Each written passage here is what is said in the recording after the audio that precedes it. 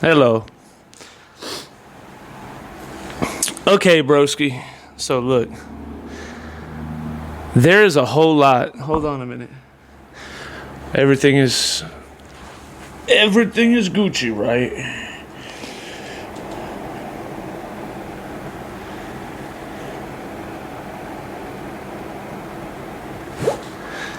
I can't see, bro.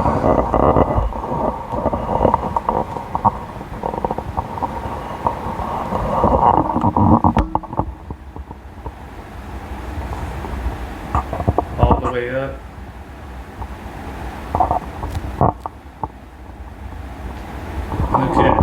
Okay. Now you know you gotta check every so often, bro, because like sometimes it'll be acting crazy like that. Okay, look, bro. There's a whole lot going on in the world right now, right? Like there's a whole lot that's going on, obviously. So much going on in the world, but this is the most important thing that's going on in the world right now. I have to make this. I wasn't even going to do this. I wasn't even going to make anything today because I had a lot of other stuff to do. But with all this happening right now in real time, like it's necessary to talk about this right now. This has to be talked about right now because it's happening right now. The world globalistic affairs are changing on a global level in a way that the world has not seen in a very long time, right? In a very long time, and probably will. Who knows the next time it'll ever see it? But this is a worldwide global affair that's changing the entire outcome of events for forever. The entire shape of the entire globe is going to look very different here soon. It's going to look a lot different, actually. And it changes the way that events happen across the entire planet, on every single continent, from here on out for the rest of human civilization. So, and of course what I'm talking about is the Iranian war. What is happening in Iran right now is the most important global event on the face of the earth and is really the only news story that should be broadcasted 24/7 around the clock at this moment, because this has to happen, right? This has to come to pass. Because Iran, as I'm sure you know, as most people know, Iran is the biggest number one state sponsor of terrorism in the entire world. Iran has, in modern history, always been the number one state sponsor of terrorism in the entire world. Iran is not a friend of the United States. They're not a friend of Israel, obviously. But they're not just not a friend of Israel or Iran. They're not a friend of any European country. They're not really a friend of anybody. They're not a friend of anybody. And people would say, well, they're friendly with Russia or maybe someone else. But that's not really true, because that's more of a comraded, we have a common objective, so we'll help each other right now agreement, as opposed to actually being allies. They're not really what I would call allies. And so,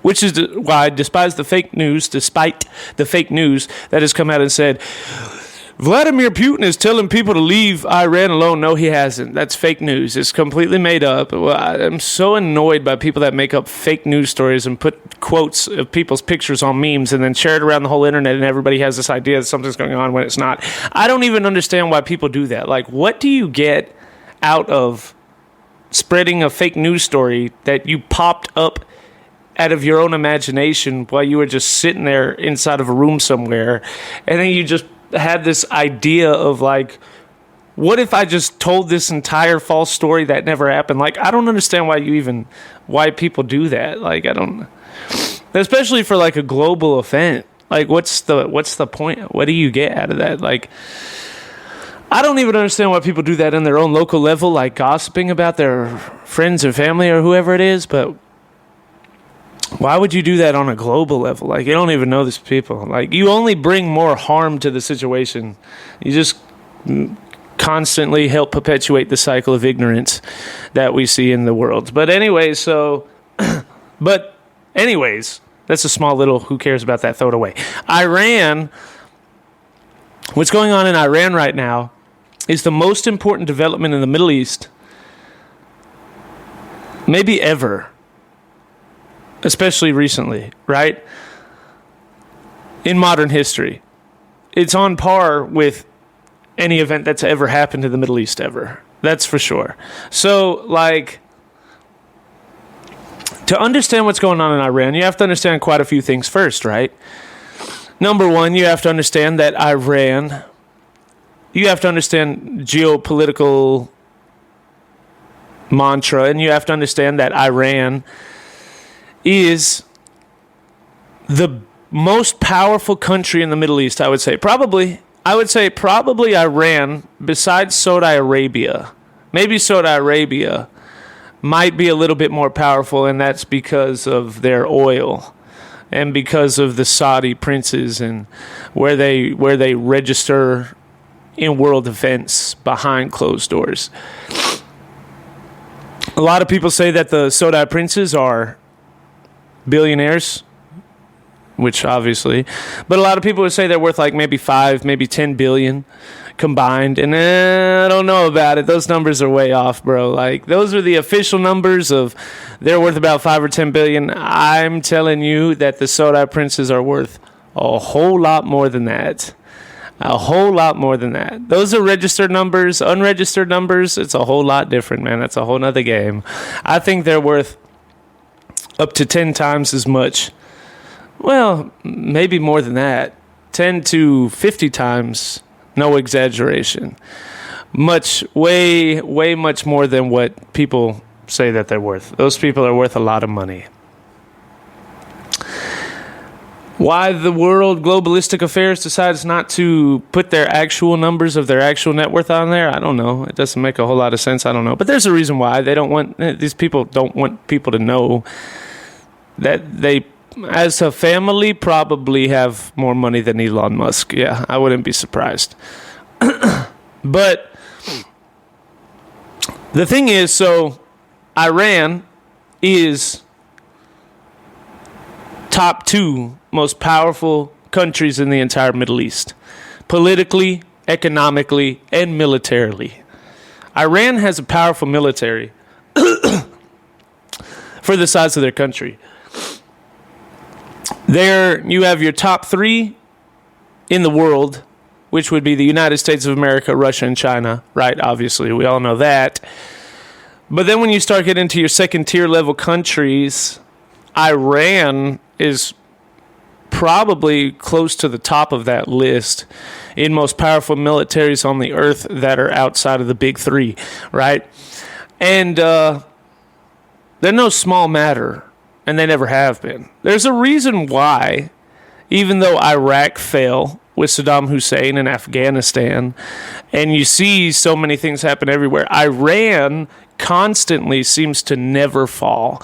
They always seem to avoid the consequences of their actions until now.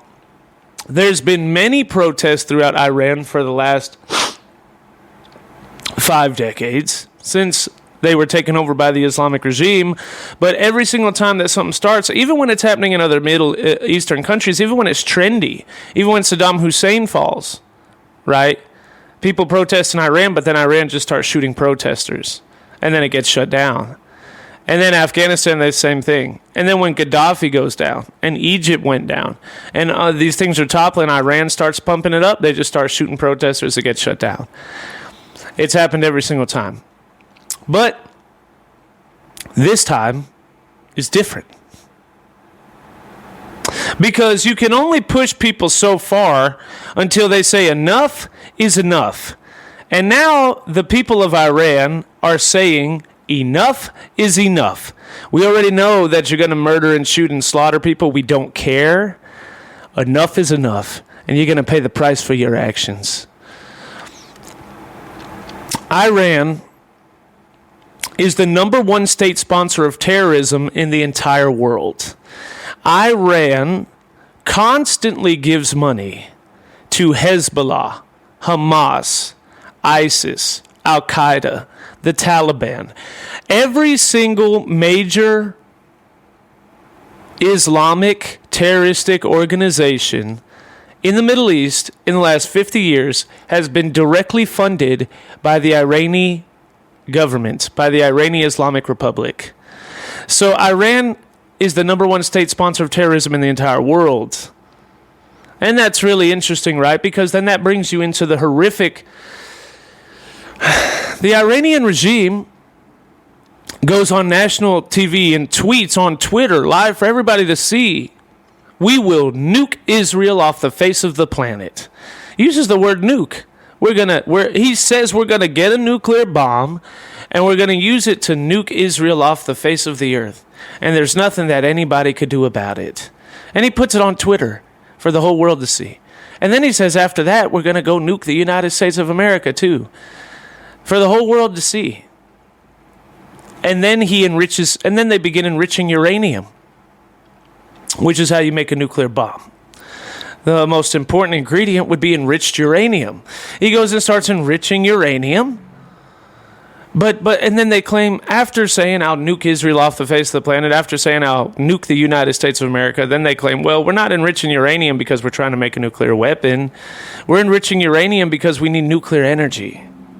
Yeah, but the interesting thing about that is any nuclear energy program that's for nuclear energy for, energy just to help, for whatever they say it's for, to help electricity and various other things, nuclear energy, those people are always enriched at 30%. About 30% enriched uranium is allowed to help create nuclear power.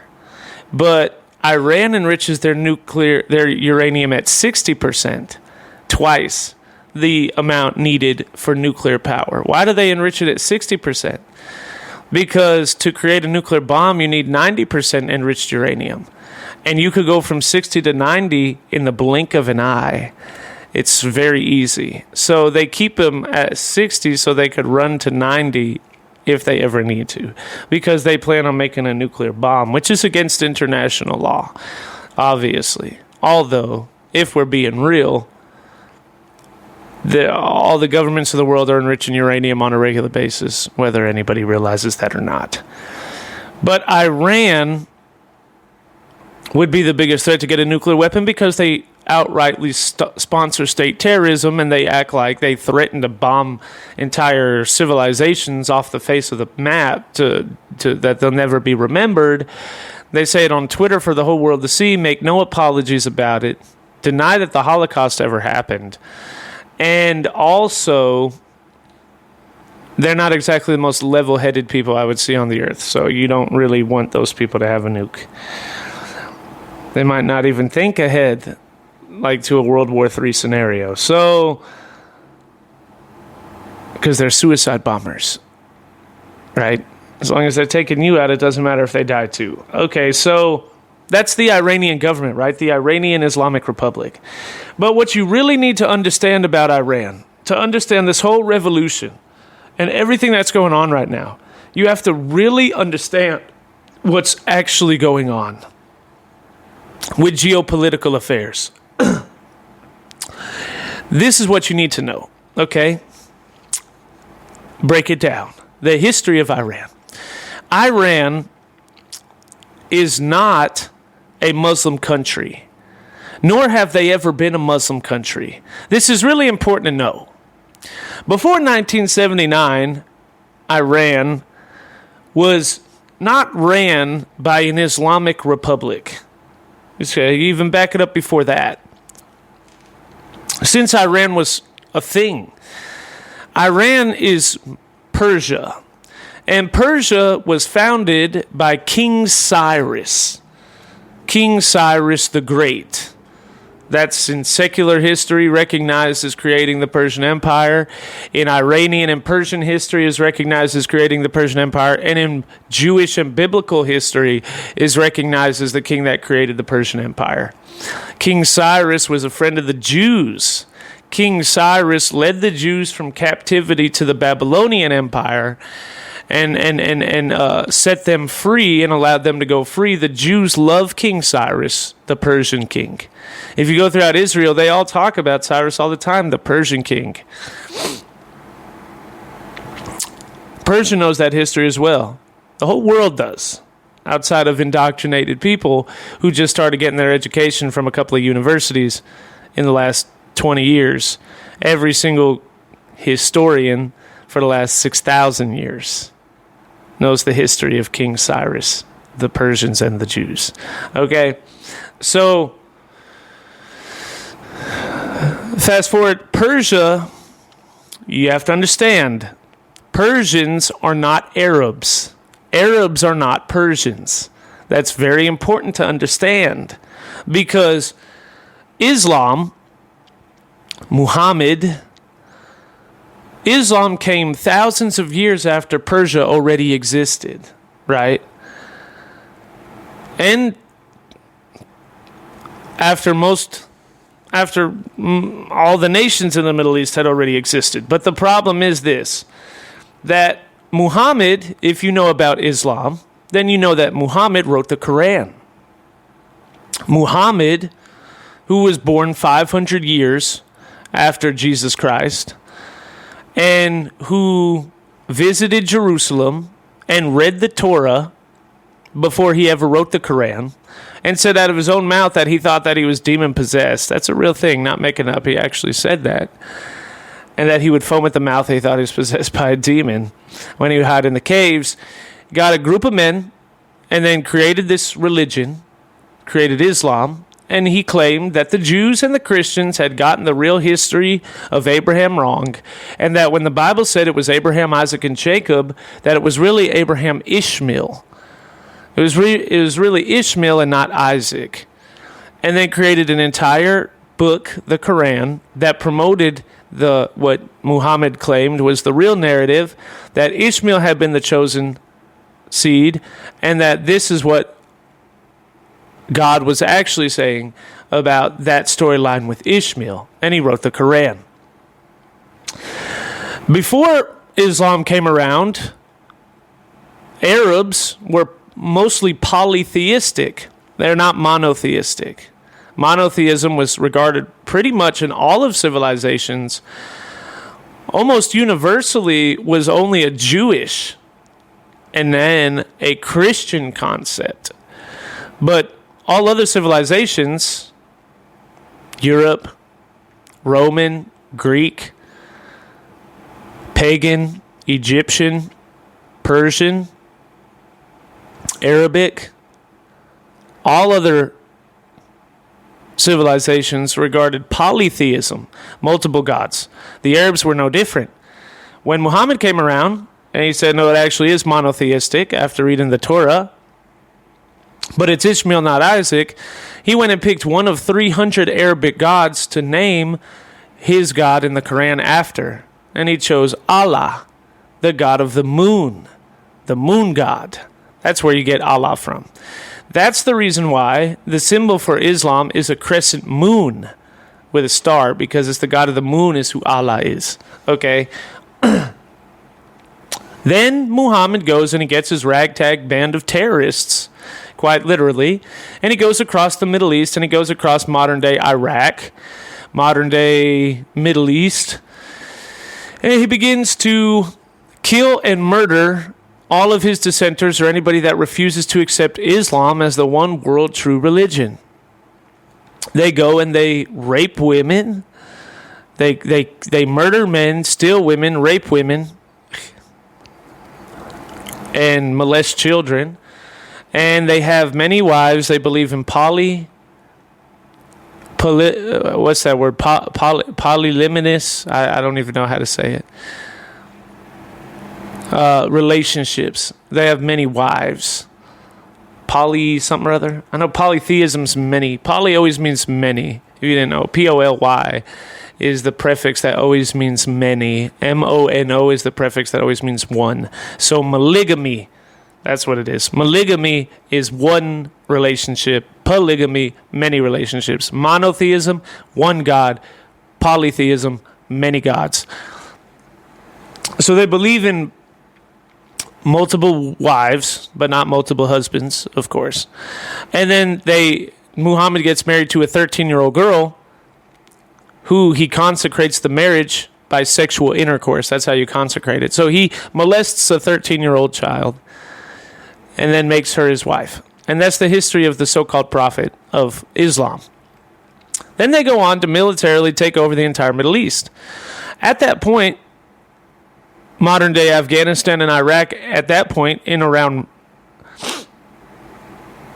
when Muhammad was around, they were actually considered, they were not Muslim nations. A lot of the Middle East was actually, there was a big Christian influence in a lot of the Middle East. And Islam came in and took over all that. Okay. So, fast forward. Now, Muhammad, when he says that Ishmael was the chosen one, Muhammad means that Arabs are the chosen people of God instead of Jews. That's quite frankly what Ishmael is over Isaac and the Jews. The Jews came out of Isaac, the Arabs came out of Ishmael.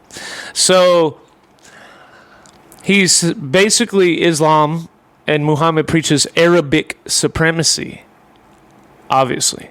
Well, that's important to know, because then you also have to know that Persia and the Persians are not Arabic.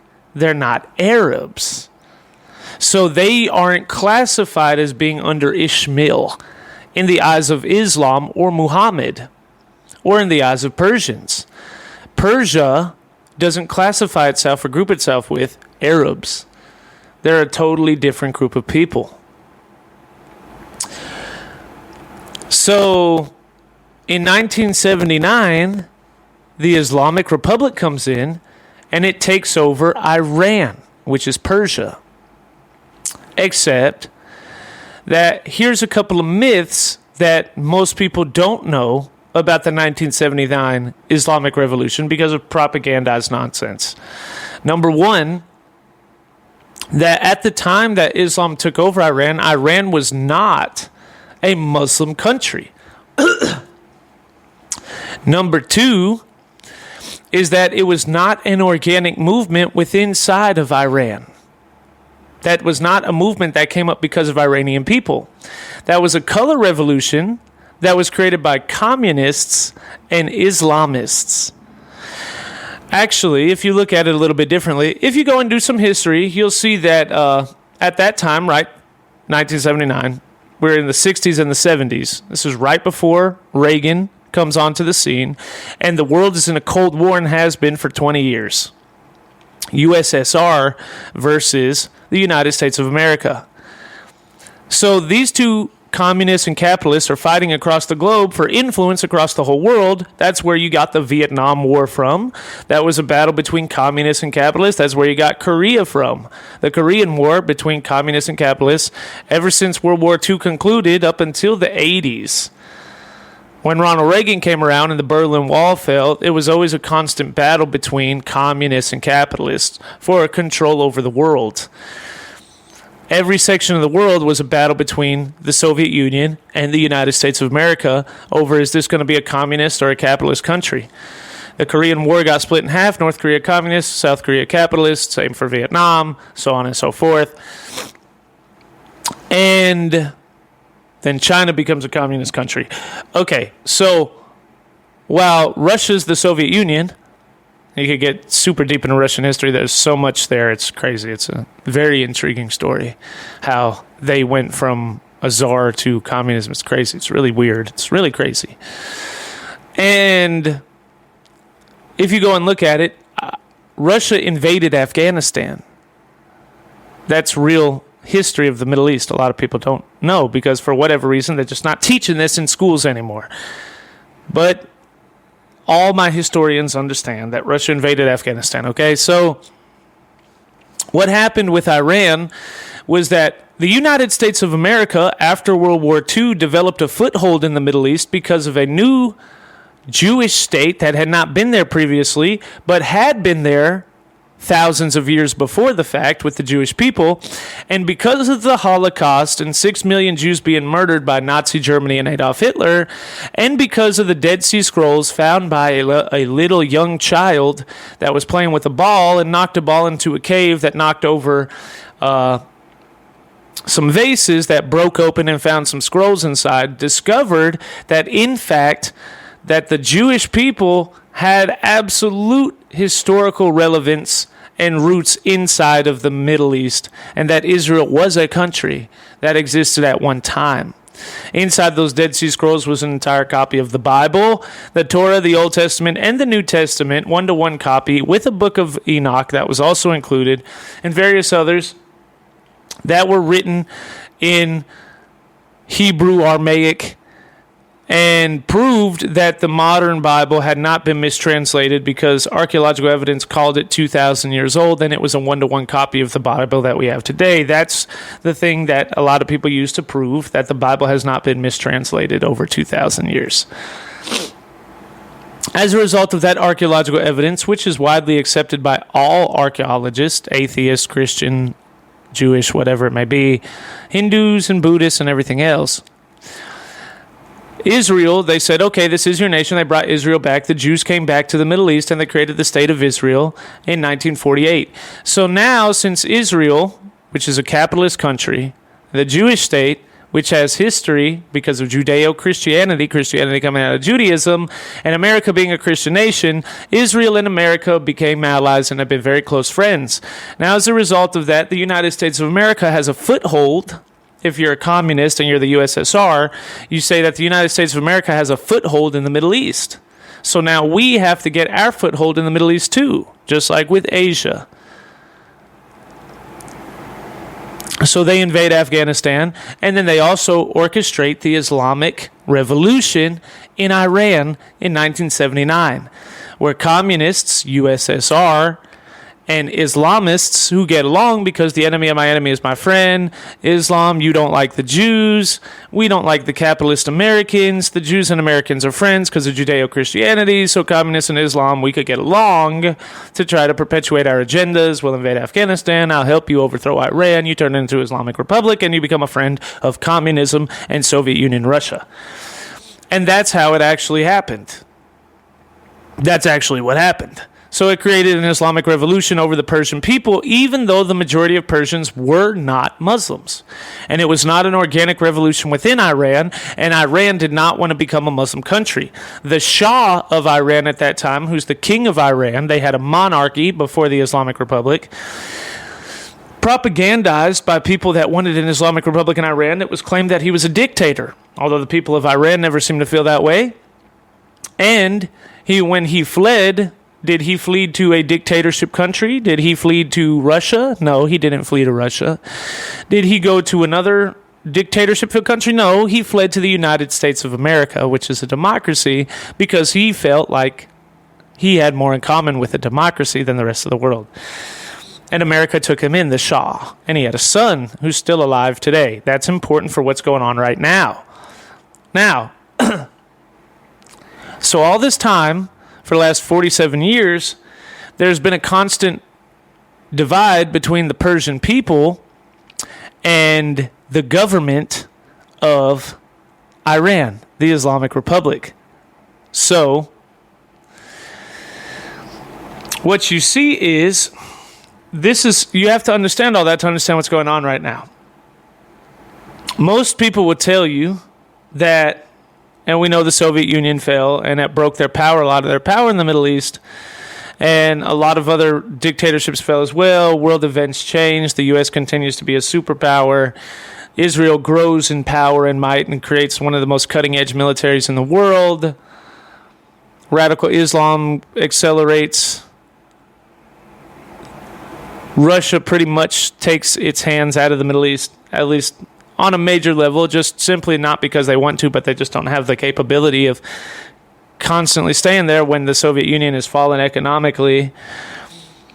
Islam comes, and then that puts us into about the 90s, and then we get to 2001, and radical Islam is now the front face of everything on the entire news network, and for whatever reason, you get to 2008 and beyond, and then Islam has pushed itself into Europe and has pushed itself into the United States of America and has pushed itself all over the whole world. But yet, while Islam is pushing itself into the Western world and communism, the Eastern world, the Middle Eastern world, they're becoming less communist and less Islamic. And it's really interesting, right? It's a cultural, political shift. It's really interesting because maybe that comes from America celebrating their victories over communism and over their enemies and thinking that the war was over because the Soviet Union fell and now there's nothing to worry about. We won. It's over. It's done. Let's move on. And the communists and the Islamists said, what are you talking about? It's not over. It's just getting started. So they kept fighting. So all of that needs to be understood so that you could understand this. The Persian people are not Arabic. They're not even Muslim. The Persian people don't hate the Jews. They don't hate Israel, and they don't hate the United States of America. In fact, the Persian Empire created by King Cyrus started off as helping the Jewish people, and still recognized by Israel today as being a friend of the Jewish people, right? So this is the truth of the matter today. If you ask most people in the world today, because of jihadist propaganda and the forefront of Islam, the forefront of Iran, which is the only thing you ever see on the media, they will tell you that Iran is 99% Islamic today. That is a fallacy. It is a lie. Iran is not mostly Muslim today at all. Actually, 70% of people in Iran, of Iranians, do not pronounce Islam. And in a poll taken 5 years ago now, this is a 5-year-old poll, 71% of Iranian people said that they were not Muslim. And they did not consider themselves Islam. That means that only 30% of the country was considered Islam. That was 5 years ago. It's probably much smaller now. Now it's estimated that it's probably around only 25% of Iran is Muslim. Or maybe 20% or less. It's gotten so small. That's one of the reasons you see in this major revolution over the Islamic Republic. You have to understand this. People think that that Iran is 99% Muslim. The only reason they think that is because the only words that they ever get from Iran are all completely crazy, pro-Islamic, radical rhetoric. But that's because they're not hearing the people. They're hearing the Ayatollah. They're hearing the Iranian regime. But the people scream as loud as they can, but it seems to go into a void because their words can never get out of Iran because Iran censors all media that comes out of Iran and all media that goes into Iran. And you have these Persian people that are being held in captivity, being held in slavery by this Ayatollah and this Iranian regime of Islamic Republic that is anti-Persian, doesn't respect Persia, doesn't respect the Persian roots of Persia, doesn't respect Cyrus. The Persian people that are in Iran, not Arabic, not Muslim, don't even speak Arabic. They speak Farsi, which is Persian. They are completely disrespected, and the Islamic Republic thinks that it will have its Persian slaves for life, and that's what it really is. The Persian people, who are less than 20% Muslim, in fact, I don't know if you know this or not, but the fastest growing religion in Iran right now is actually Christianity. Christianity is the fastest growing religion in Iran and has been for the last couple of decades. There's actually millions of Christians in Iran. Millions. That is no over-exaggeration.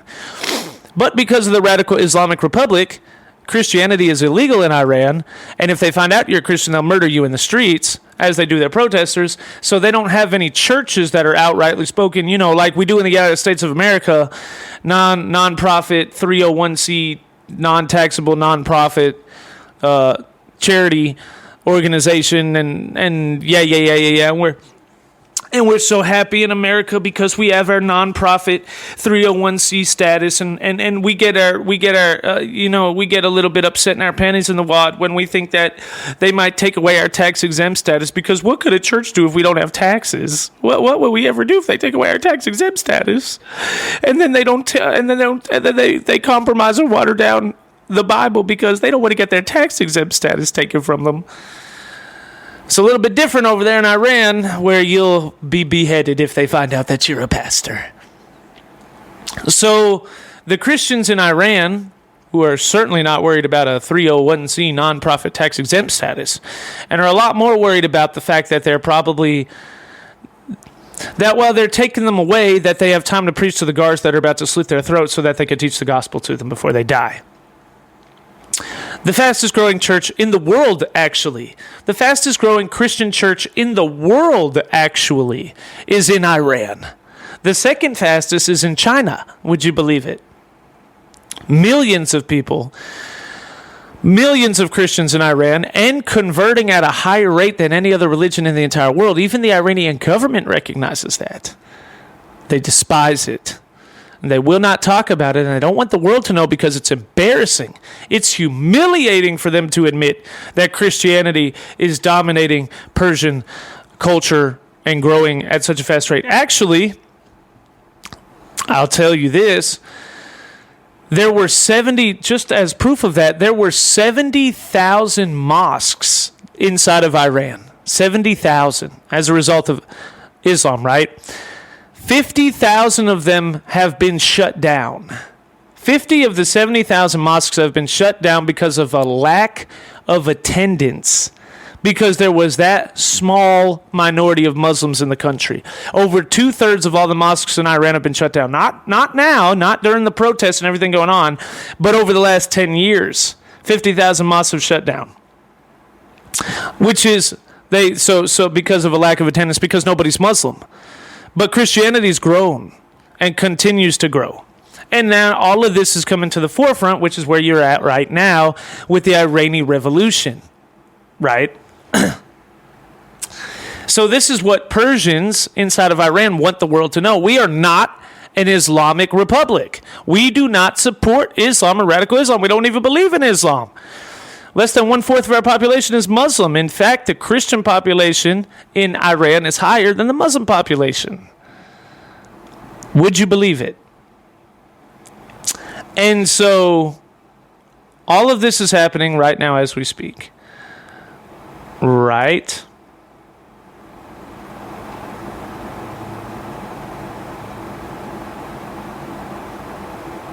That's the number one important thing that you need to understand right now.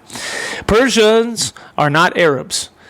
Islam promotes Arabic supremacy. That doesn't help Persians. Persians aren't Arabs. They don't speak Arabic. They're not Muslim. They speak Farsi. They speak Persian. They remember King Cyrus, who was a friend of the Jews. Before 1979, Persia was a friend of Israel and the United States of America.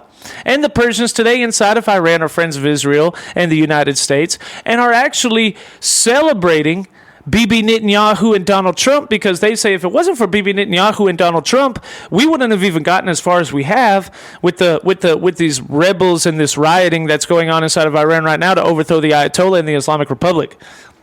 This time is different because this time it's going to happen. We are finally about to see the death of radical Islamic terrorism dominating in Iran. The Persian people will be free. The Ayatollah is coming down. And for the first time in 47 years, under the 47th president, Islam will die in Iran. Thank God, right? Our Persian brothers and sisters in Iran will finally be free. I actually knew a guy from Iran. That's a whole nother story. I will probably actually tell you that story. And he was a Christian, by the way, and it was crazy. He almost died in Iran. And so all of this is happening in Iran right now. I love the Persian people because I understand that the Persian people have been held in bondage.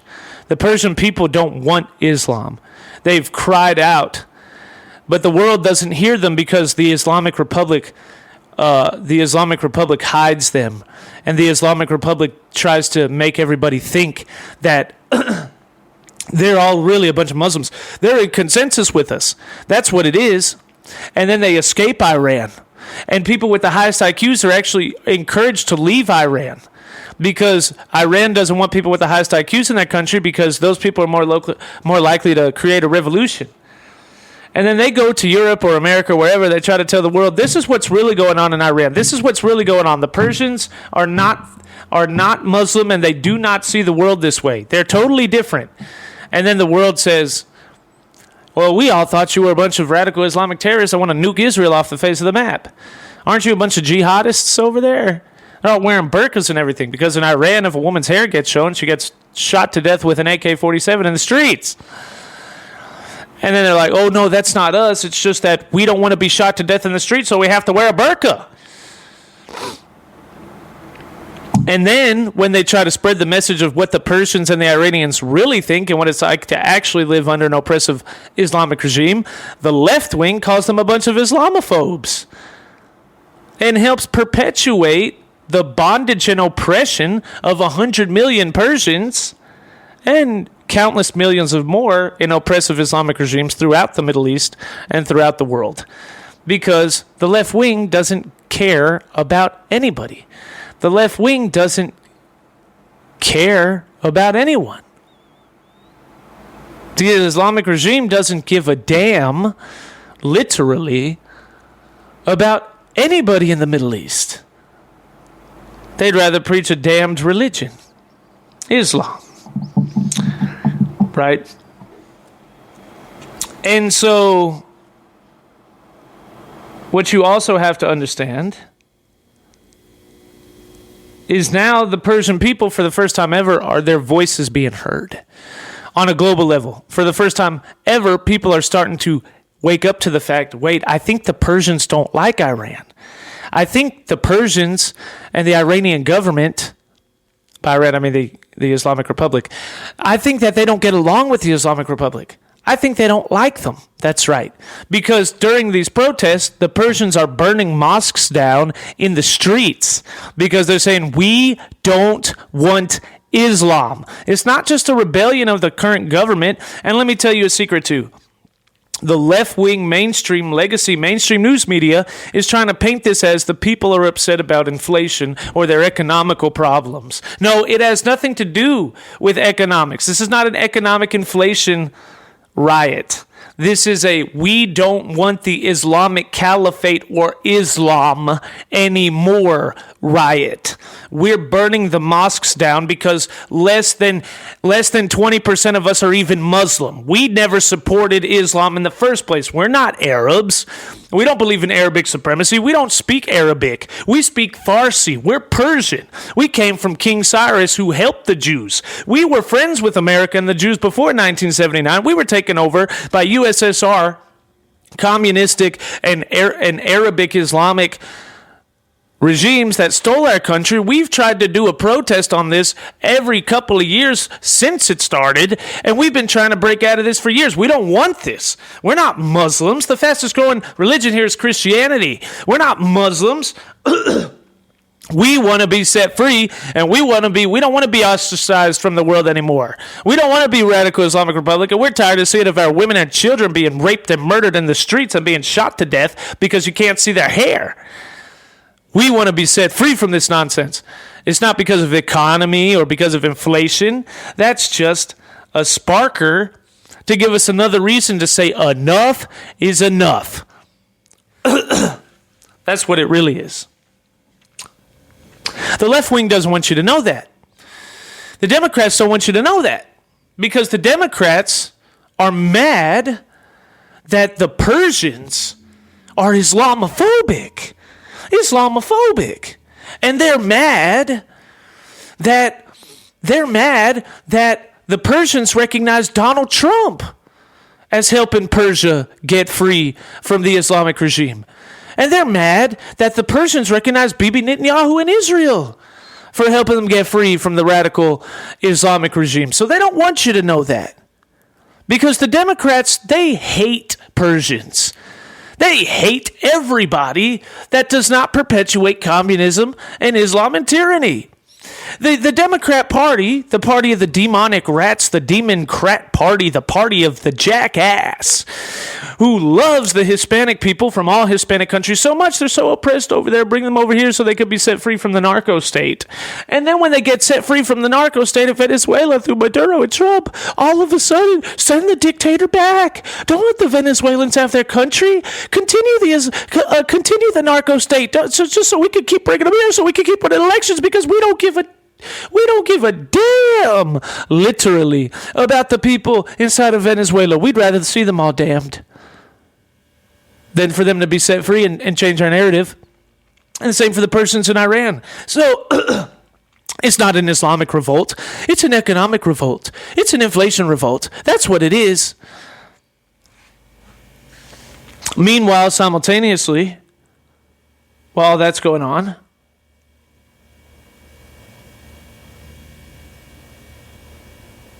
you also have to understand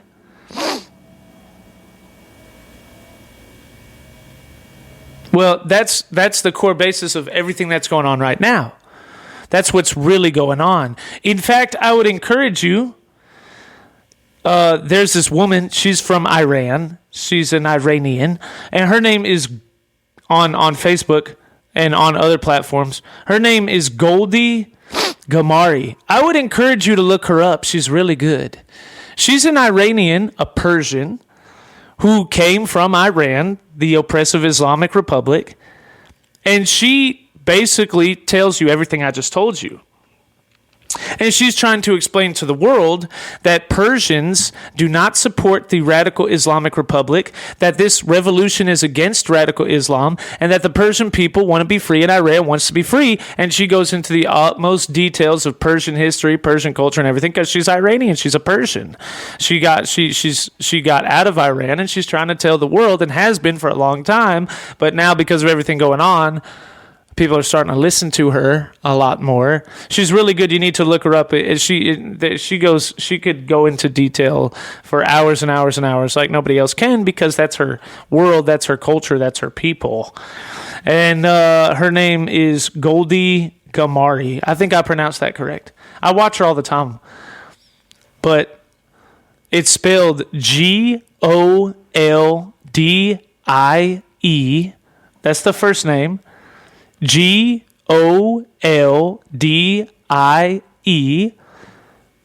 space. Second is Ghamari.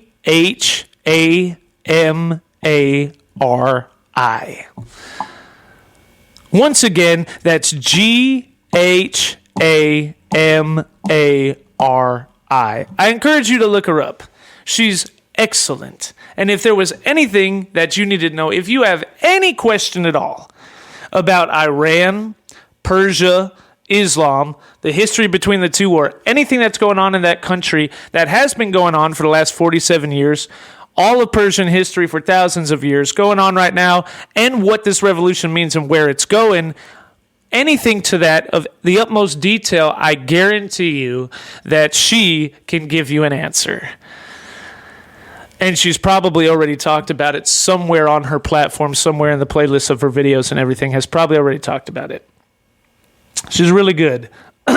She's the one that does these videos where the video will come up and she'll say, Iranian here, and here's a pro tip for anybody that's not from the Middle East. And then goes on to explain, oh yeah, by the way, the Persians are not Muslim. They're actually less than 20% of Iran is Islamic, actually. And they actually don't hate the Jews, and they actually don't hate America. And actually, the left wing keeps calling us all a bunch of Islamophobics because we're trying to stop the Iranian oppression. It goes on and on and on and on and on and on. Right? An actual Iranian. Okay? Not some crazy whack job, far left liberal that's been born and raised in the United States of America that wants to tell the rest of us of how Islamic republics actually work inside of Iran and how Islamophobic everyone is because they don't want to see 13-year-olds molested and then stoned in the streets for being murdered and murdered for being molested by a fully grown man, right? Now, while all of that's going on too, here's some interesting updates about this Iranian revolution, right? Not only are mosques being burned down to the ground, so 100 million people. It's in 319 different cities in Iran are now protesting in 31 provinces. That's every province in Iran. 319 cities across all 31 provinces. So there's literally nowhere in the entire nation that is not being protested right now. It's in the entire nation. Mosques are being burned down everywhere. Millions of people are protesting, and it's only getting bigger and bigger every single day because it's now or never. Like she said, it's now or never. It's now or bust. But I want to tell you a little secret, my friend. I promise you there ain't no bust on this one. There ain't no never on this one. It's now or now. That's the end of the answer. It is now, and it is now. There ain't no never. There ain't no bust. I promise you. The Iranian regime will be overturned finally. Praise the Lord Jesus Christ. Thank God Jehovah in Jesus' name. Amen. Now, here's some interesting updates that you need to know while all this is happening right now, right? Some of this I'm pretty sure you already know, but maybe not. It's really interesting. Okay. First of all, I'm sure you know that Donald Trump came out and Donald Trump said that he might help the Iranian protesters if things continue. But he warned Iran not to murder protesters. You better not start killing those protesters or we're coming for you. Okay? Well, Iran, because in an act of defiance and rebellion, decided to start murdering protesters, and they shut out the internet and did a blackout across all of Iran because they don't want the world to see how successful the Iranian rebellion is going. And then they didn't want to see the murder of protesters. They started to murder protesters, and then they killed 500 initially. 500 were killed, the initial estimates, and then it came out that it was 1,000, and then it came out that it was 2,000, and then 10,000, and now, last time I checked, it's probably more now, we're up to 20,000 protesters that have been murdered. They've arrested thousands more. Now they're beginning to do public executions and hanging them in the streets. So Donald Trump got pissed off about that. And while Donald Trump was pissed off about that, Bibi Netanyahu, Prime Minister of Israel, has recently came out, and he told Mike Huckabee, the ambassador to America and Israel, that even if America doesn't do anything in Iran, that no matter what anyone says, that Bibi Netanyahu and Israel will strike Iran, and they are going to interfere no matter what happens. So that's some good news. Then, after they started killing the protesters, Donald Trump came out and he said, okay, y'all made a mistake. And then he went on True Social and said, Iranians, keep protesting, keep going, keep fighting, keep going hard. We're gonna come, and America's gonna interfere in this, and I promise you that help is on the way. That's what he said. Recently, now he's starting off slowly, right? This is how it starts off. Slowly, starts off with some economical pressure. He's added a 25% tariff to any and all countries that trade with Iran. We'll have a 25% tariff on them if they try to trade with the United States of America. That's a 25% added tariff. So if they already have a 25% tariff with the U.S., now they have a 50% tariff. That's what that means. Basically what that means, a tariff, because like a lot of people still don't even know what tariffs are, which is really interesting to me, but a tariff is basically a tax on traded goods. So, like, if you want to ship 100 phones over here and you want to sell them each phone for $1,000, right? Well, then a 25% tariff says that you have to give me $250 for every $1,000 you sell, right? That's what a tariff is. It's a 25% tax on everything. So, if you already have a 25, now it's 50. So now you have to give me 500 for every 1,000, right? So it really starts to hit people's pocketbook, and then they start to do what you want them to do, what they get told, because they don't want to fight the number one economy in the world, the United States of America. And so that's where it starts. It'll probably go higher from then, but as most people predict, it's probably eventually going to turn into some sort of military action, because really you don't see how it can't, right? Israel and America will join forces. They're gonna help. They're gonna do some kind of military attack and overturn the Ayatollah finally. So it'll start off as this economical pressure. Then, after that happened, Iran has threatened to assassinate Donald Trump. They've done that before, but now they outspokenly, the leader of Iran said, what a imbecile, right? This guy's a complete idiot. He goes all over the world and he says, he goes all over there and he says, he tweets, everything's fine in Iran. The situation's under control. Everything's calming out. It's like, no, it's not. It's crazier than it's ever been. He just doesn't want the world to see him sweat, because he's backed up against the wall and he knows he is. And any day now, and a bunch of Iranian protesters actually stole one of his colonels, one of the Iranian colonels in the military, and they beat him to death in the streets. And any day now, if they find the Ayatollah, he's going to be Gaddafi'd. He's going to be dragged in the streets and beat to death. They're going to murder him on live TV and upload it to social media for the whole world to see as an example. And he knows that too, which is why one of his escape plans is probably to go to Russia. Or if he doesn't go to Russia, then they're going to murder him in the streets. We'll see what happens. But now he's trying to convince everybody everything's fine. So he threatens to assassinate Donald Trump. And he actually said out of his own mouth, this time we won't miss. That's what he said. And then the Iranian airspace got shut down here recently, and there's no planes flying over Iran.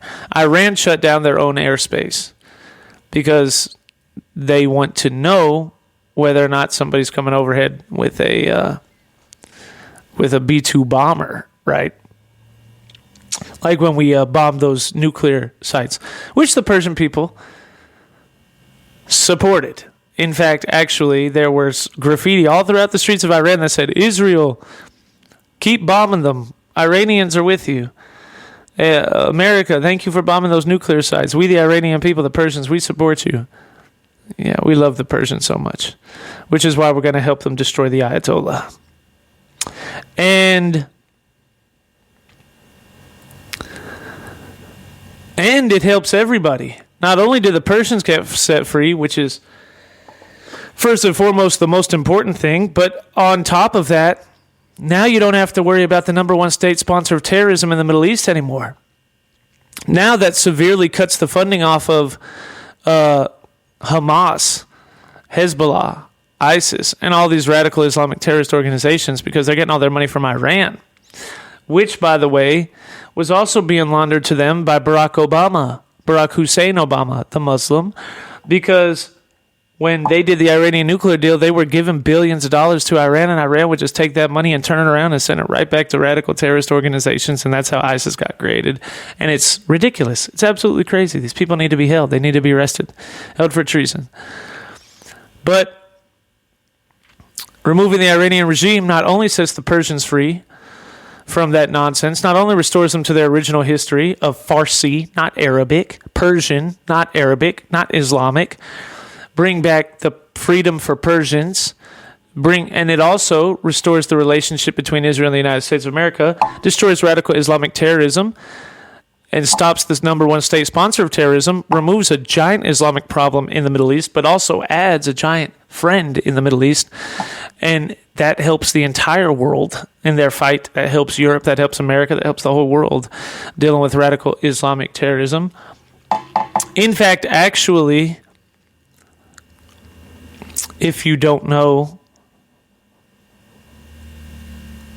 well, they shut down their airspace, Iran did, and then now Trump says, well, maybe we don't attack, I don't know. But Trump's not saying that because they're not going to attack. He's not saying that because he's worried about them saying they're going to assassinate him or any of this nonsense. Or because they shut down their airspace. Trump is a master at being unpredictable. So he'll say something, and then the next week he'll say something else, and the next week he says something else, and he goes back and forth and back and forth and back and forth because he's kicking up a lot of dust. He's creating a fog of war, essentially, that you can't see through, so that they're not sure, the enemies are not sure if you're going to go this direction or that direction or what direction you're going to go. And then in the middle of the night when no one's paying attention, you break in and kidnap the president of Venezuela. And so they've threatened that. And I'm telling you, Donald Trump right now, I'm telling you, Donald Trump, you need to watch the Secret Service. You need to watch the Secret Service. They are not to be trusted, okay? And I'm not saying it's the whole Secret Service at all. Not at all. There's plenty of great people in the Secret Service. They're awesome. They're wonderful. They're amazing people. The Secret Service has always been a good thing. But right now, in current American politics, with how crazy it's gotten and the assassination attempts that have been on Donald Trump's life before, and Iran saying, we got assassinated, we got to go get Trump. You need to watch the Secret Service, okay? Because whether it's found out now or it's found out later, I'm telling you, there's some Secret Service agents in there that are bought and paid off for, okay? And they have connections to Iran, okay? And the whole world's going to see it, okay? Because it's crazy. It needs to be understood. And it's no coincidence that right at this exact same time, when all of this is going on, and then this guy goes to J.D. Vance's house and tries to shoot it up, but they weren't home.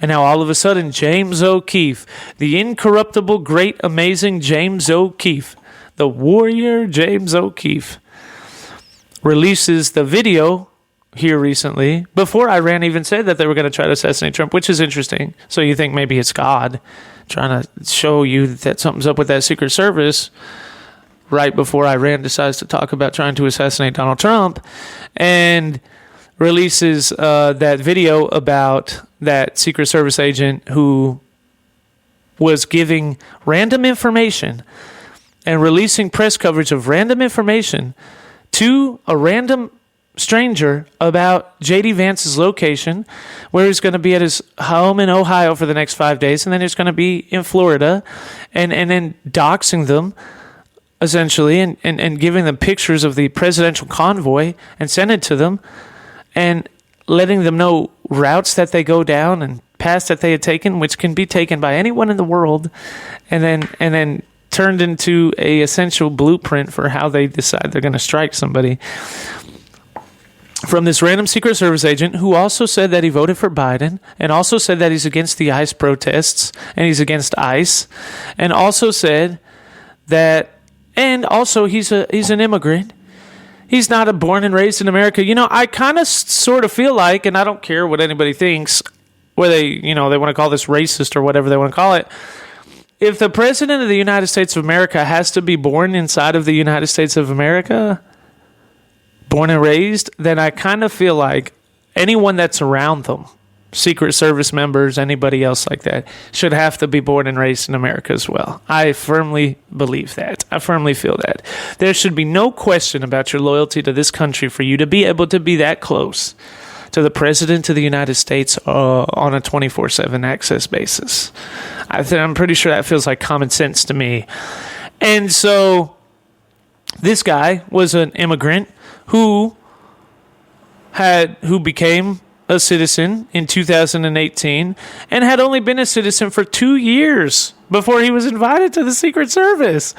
Why are there American citizens that were born and raised here that have more loyalty to the United States of America than anybody alive, that are constantly overlooked for being on the Secret Service detail, and an immigrant who's only been a citizen for 2 years is just automatically put on the Secret Service detail? He was hired by Biden, of course. He's a stayover from Biden, so you really got to watch that. Anybody that was hired by Biden in any situation or field needs to be watched. They need to be watched, because you don't even know maybe if they should. I don't know. Maybe I would fire all of them. I don't trust anybody that was put in there by Biden, because every single one of them, Biden's just doing what he was told to do. He's just a puppet to fuel as much deep state tentacles into everything you could find as humanly possible. That's all he is. And so I would really watch the Secret Service if I was Donald Trump, and I was the good members of the Secret Service, and I was loyal. If I was really trying to help the United States of America and Trump and try to stop Iran, I would pay attention to the Secret Service, and not just them, others as well. So they're threatening to assassinate Donald Trump again. And now they've since reopened their airspace. And that's only because they think that Trump and Bibi Netanyahu said, well, we're not going to attack yet. But it's the fog of war. You got to say that stuff. You got to be unpredictable. So that's where we are right now, right, with the whole Iranian revolution that's going on. On top of that, let's see.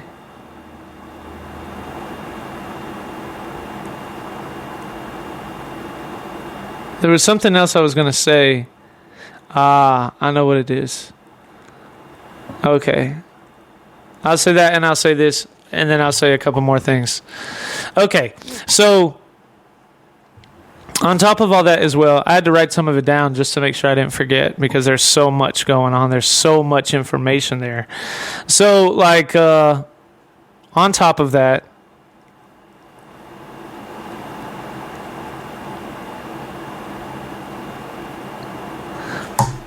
Palestine, right? Everybody's talking about Palestine. Oh, Palestine this and Palestine that and Palestine.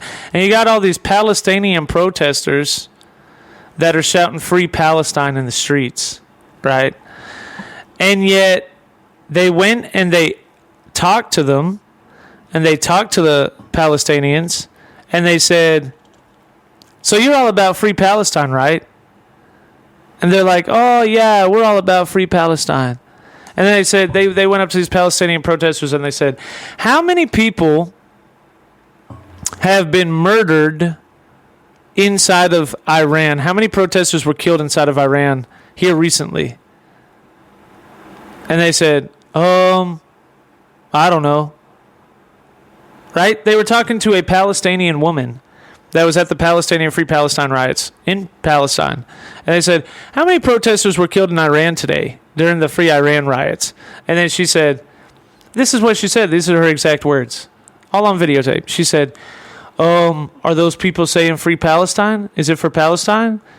And then he said, no, I don't know if you realize this or not, pretty big thing, but the Persian people are rebelling against the Islamic Republic in Iran, and people are being murdered every day. It's one of the biggest, if not the biggest story in the entire world right now. And then she said, oh, well, if they're not talking about Iran, or if they're not talking about Palestinians, then F them. I don't care about them. Screw them. Screw Iran. Free Palestine. That's what she said. She's a Palestinian. Of course it is. Because the free Palestinians don't care about free in Iran. Why? Because they don't like the Persians. Why? Because Palestine is Muslim. Because they're more loyal to the Islamic Republic. They don't care about Iranians and Persians being free. They just want to promote Islam. They're mad. They don't want them to be free because they want the 100 million people to be oppressed so that they can continue their radical Islamic regime. Just like the president, just like the Ayatollah of Iran, who literally on paper said, it doesn't matter if Iran falls. Direct quote, it doesn't matter if Iran falls. Just as long as Islam doesn't fall. We'll sacrifice Iran for Islam. That's what he said. And that's why the Persians hate him. Because you're not Persian. You're not pro-Cyrus. You're not a son of Cyrus. You're not pro-Persian people. You're not pro-Persian. You're not a member of us. You don't care about us. You would rather have us fall to keep Islam alive? Islam be damned. We want Persia to be alive. That's what the Persians say. And the Persians with their pride are rising up. The lion of Persia is rising up. And I'm with you, my brothers and sisters in Iran. And my brothers and sisters in Persia. You have no idea how much that I'm with you, okay? I support you. We support you. The Jews support you. Israel supports you. PB supports you. Trump supports you. The Americans support you. The Christians support you. We love you with all of our heart. Okay? We know. Listen, let me explain something to you. My Persian brothers and sisters who are in Iran and who are rioting and who are fighting and who are dying, who are standing up for what's right and standing for civil rights, human rights, women's rights, not to be shot to death in the streets for seeing their hair, standing up for people's rights, for human civilization rights. for everyone's rights, for freedom of religion. Let me tell you what my friends in Persia, we, the real people, right? The people of the United States of America, okay? The real people, the real Christians, the real Jews, the real Israelis, the real Americans, and many Europeans as well, the majority. We understand, okay, that you, the Persian people, you were not an enemy to the West before the Islamic Iranian regime. We understand the history of King Cyrus, the Persian people, the history of Farsi, not Arabic, Persian, not Arabic. We understand the history of you being taken over by an Islamic republic. We understand the protests that have happened every few years for decades. We understand that you want to be free. We understand that you don't represent the Islamic regime and that radical Islam doesn't represent you. We despise the Ayatollah and the Islamic Republic and the Iranian nuclear program. We hate it with all of our heart, but we don't hate you. We hate the government like you. We despise the same things that you despise, and we love the same things that you love. And we want to see nothing more than peace and tranquility and allyship and friendship between Iran and the Persian people and the United States of America and Israel and Christians and Jews. We want nothing more than our people to be united in friendship once again, as the Persian people do as well. We know you're not the radical Ayatollah. We know that you're not the jihadists that are going around blowing everything up and saying Allah Akbar and wanting to murder the whole world to promote your agenda. We know that. And we understand, we hear your cries. We really do. And we understand the pain inside of the Persian people. And we understand what it's like as an American and as a Christian and as people that support Bibi Netanyahu in Israel and the Jewish people. We know what it's like to be accused constantly of terrorism and hatred and bigotry and wanting to destroy the entire world, to quote unquote colonize and promote your own ideas and your own visions, when really what you want is freedom and liberty and justice for all, right? We understand what that's like in the modern world, right? America and Israel, Bibi and Trump, and people that support Bibi and Trump, like myself, Christians and Jews and various other people that support Bibi and Trump, because we don't support radical Islam and communistic dictatorship nonsense. We are constantly accused of being bigots that want to kill everybody and being the most horrible people on the planet. So we understand what it's like to be falsely misrepresented and have our ideologies, our beliefs, and our front foremen and our faces misrepresented across all TV all over the whole world for standing up for what we actually believe and being lied about. We understand that, which is why we understand the Persians and the same exact thing happening to them, being falsely accused of being jihads under one lying swoop, and then under the next by the left wing, and Democrats being accused of being Islamophobics because the left wing doesn't care about 90 million Persian people being doesn't care about 90 million Persian people being oppressed and needing to be set free. So we're with you, and we're going to fight with you. We're going to fight for you. We're going to overthrow the Ayatollah.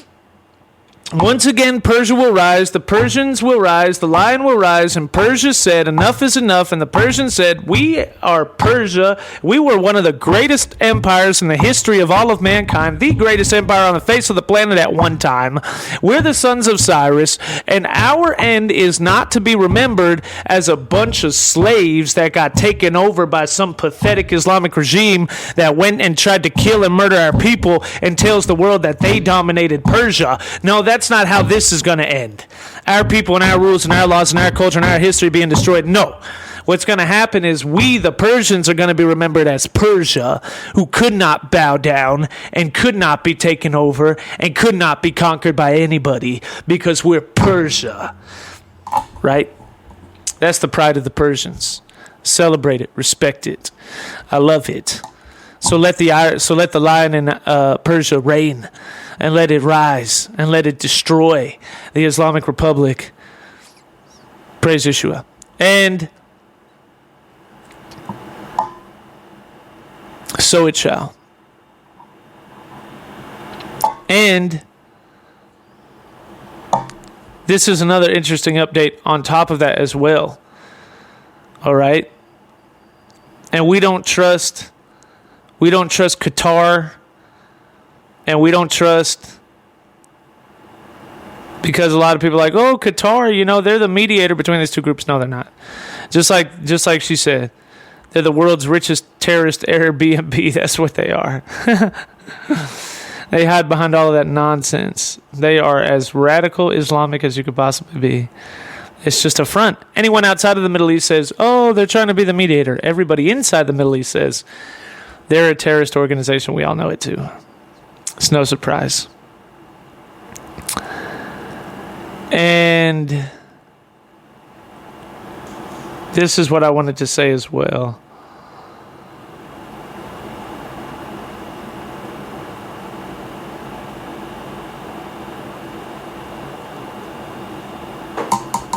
This is the update I wanted to give as well, on top of that, okay? The Shah, which was the monarch and the king of Iran, who was ousted and fled to the United States of America. He has a son. His son is still alive, the Prince Shah. Many of the Persians, the people I read, are calling for Prince Shah to come back. Their Shah to come back. Well, recently, and he's all over Twitter tweeting, and he was talking about how, and everything he says is in Farsi, Persian, not Arabic, because he's talking to the people of Persia. This is what we're going to do when Iran gets set free from the Islamic Caliphate. Well, now recently he released a message in English because he was specifically talking to all non-Persians. He was talking to us, talking to me, talking to the world, talking to Christians, Jews, Americans, Trump, Bibi, the whole world, Europe, everybody. And this is what he said. This is what he promises to do as he becomes the Shah of Iran. Shall he become the leader of Iran and the monarch is restored and he'll be the Shah of Iran, the true heir to the Shah, and they get rid of the Islamic Republic? This is what he has promised will happen in Iran once the Islamic Republic falls. Number one, they will reject Sharia law. This is his words. And you can find this tweet on Twitter. You can find this video. He said the whole thing in English. We will reject Sharia law, and there will no longer be a radical Islamic Sharia law in place over Iran. We'll get rid of that whole thing. The jihadis and the burqas and all of it. That'll go away. Number two, we will immediately end the Iranian nuclear program and will stop trying to enrich uranium to create a nuclear bomb. Okay, that's a big one. Number three, we will stabilize Iran, and we will help stabilize the Middle East to no longer be a chaotic place full of constant chaos and nonsense all the time that the whole world has to look at all the time, and because they're afraid they're going to get attacked. Where we'll stabilize Iran and help stabilize the Middle East. Number four, we will help global security across the planet, and will work to help on behalf of international security instead of a threat to national and international security. Number five, we will normalize U.S. allied relationships, normalize relationships with the United States of America, and we will become an ally to the United States of America, just like pre-1979 Iran. Number 6. Number 6, we will help fight radical Islamic terrorism throughout the world and the Middle East. We will, not only will Iran no longer sponsor state terrorism, but we will help fight it and we will destroy it at every avenue throughout the Middle East and the world. And last and definitely not least, we will recognize Israel as the only Jewish state in the Middle East and the world, and we will recognize them as a Jewish state, and we will be an ally to Israel as well. Those are the big promises that were promised by the Prince Shah coming in, who will most likely be, it makes sense to me, the leader of Iran after the Islamic Republic falls. That would be great.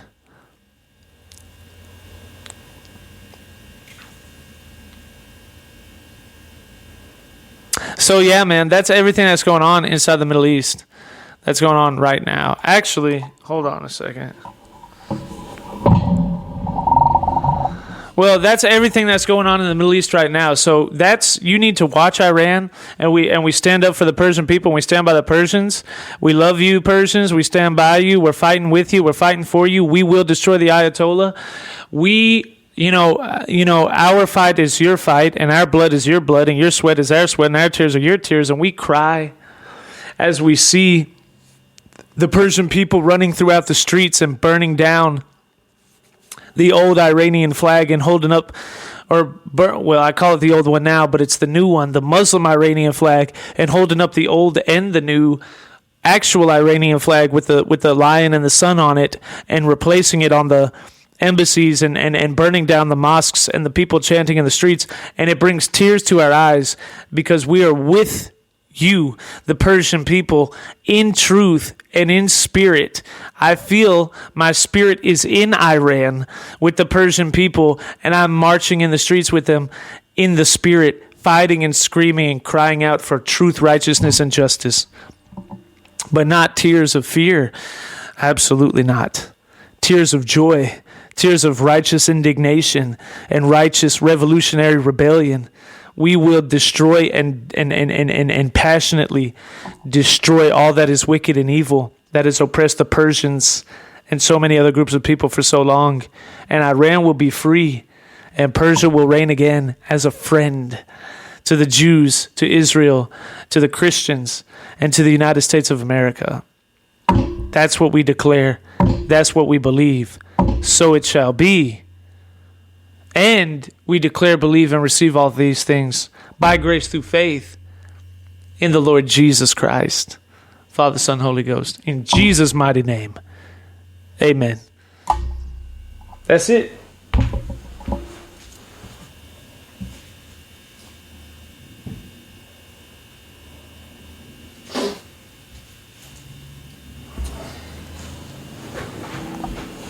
Actually, you know what? That's not it.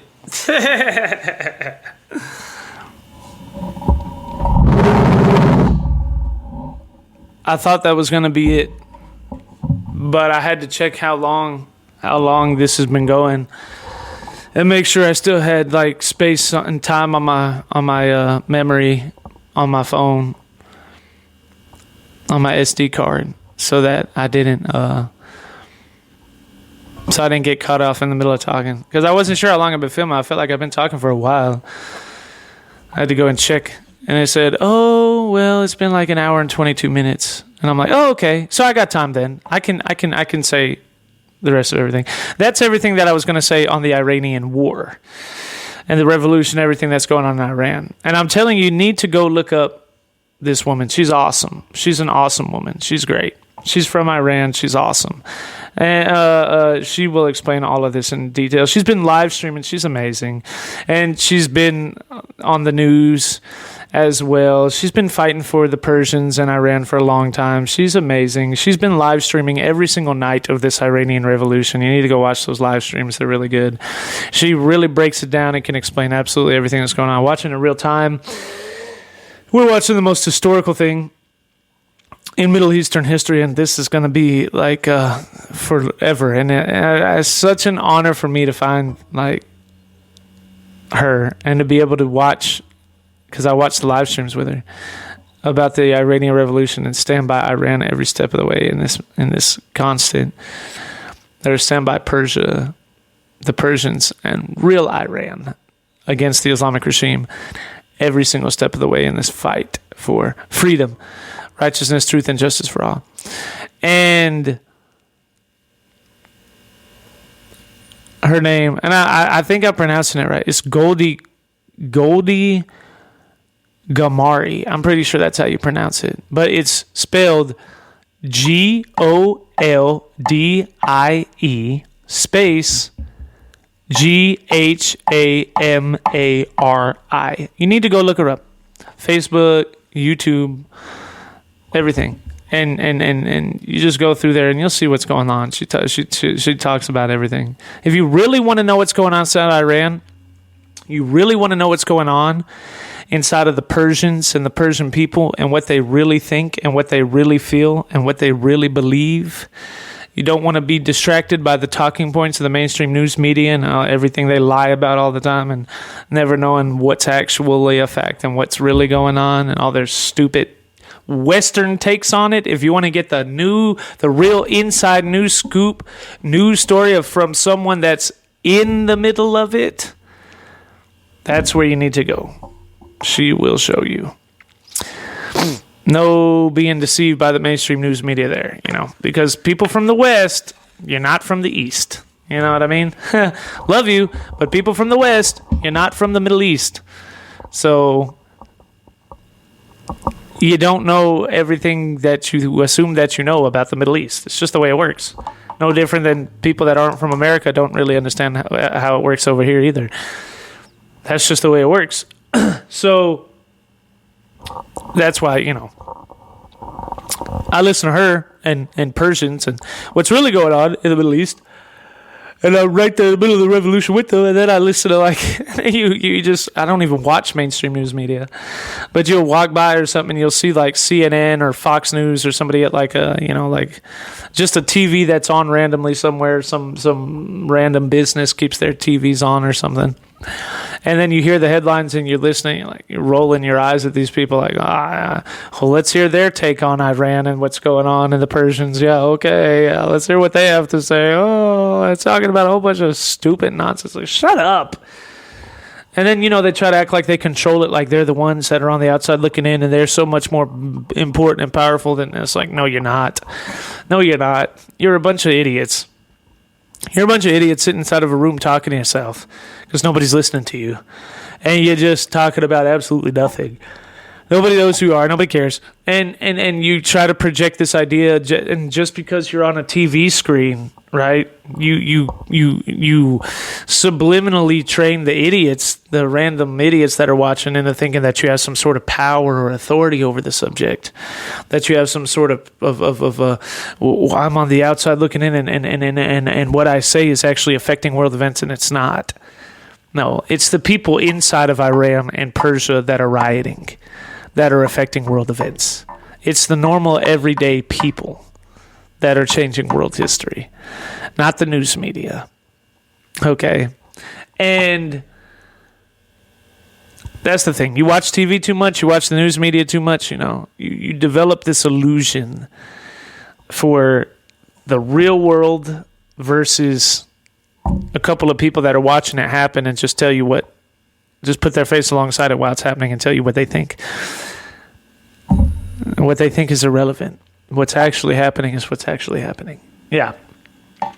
And I'm not saying everybody in the news media is bad or that they all have terrible takes, but I'm just saying 70% of the time it's stupid. Even people that are, Republican or pro-Trump or GOP or whatever, some of their takes are dumb as well because they just don't understand the Middle East. You live inside this bubble in New York City or LA or wherever it is, and then you have this idea that you understand everything that's going on there. It's just kind of asinine, honestly. Unless you study it and you talk to people that have been there, that have experienced it, you don't, it's just kind of stupid, really. And like Rand Paul. Rand Paul is acting like a complete idiot. Bro, what are you talking about? What are you even talking about? It's blah, blah, blah. No. That's a Western take. You have a Western mind, a Western frame of view on the subject. And that's why you say the most asinine comments I've ever heard when it comes to what's going on in Iran. And when you talk about, well, I don't think we should help strike Iran because it'll help the people. It'll cause the people in Iran to start standing up for the Islamic Caliphate and go against America for its. That is the most asinine thing I've ever heard in my entire life. I guarantee you, I promise you, Rand Paul, that if people ever needed more proof to know that you have no idea what's going on in the Middle East, you have no idea what's going on in Persia, you're completely out of touch with the way that the Persian people feel about the Islamic Iranian regime in Iran and have felt for 50 years. If there was any more proof you were out of touch, it's that stupid asinine comment that you just said and just made right now. I guarantee you that the Persian people, you're so out of touch. The Persian people, I guarantee you that the Persian people are not going to all of a sudden overnight start trying to defend the Islamic Caliphate because it got attacked by America. You're an idiot. You remember that we bombed them 3 times already, right? And did the Persians turn? No, they're in the streets with Jewish and American flags. You are so out of touch, so asininely out of touch with Iran and the Persian people and what's going on in that country, that you spread this absolutely gob of nonsense from a Western mind point of view, a Western take. You don't know what you're talking about. Well, in the past, no. See, that's the proof. You don't understand the Middle East. In the past, with other Muslim countries, that's the problem.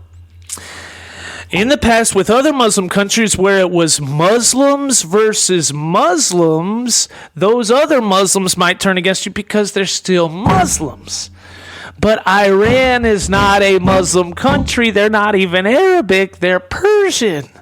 They speak Persian. They're less than 20% Arabic. They hate Islam. They despise Islam. And they're not going to say, oh no, we're under attack by the U.S., so now we're going to... They hate Islam. If you understand how deeply rooted the hate was inside of the Persian people for the Islamic Caliphate, you would never make such an asinine statement. It's a complete asinine statement. You just can't even put it into words. But but Rand Paul is not going to listen to nobody. Who cares what he thinks? He's an idiot.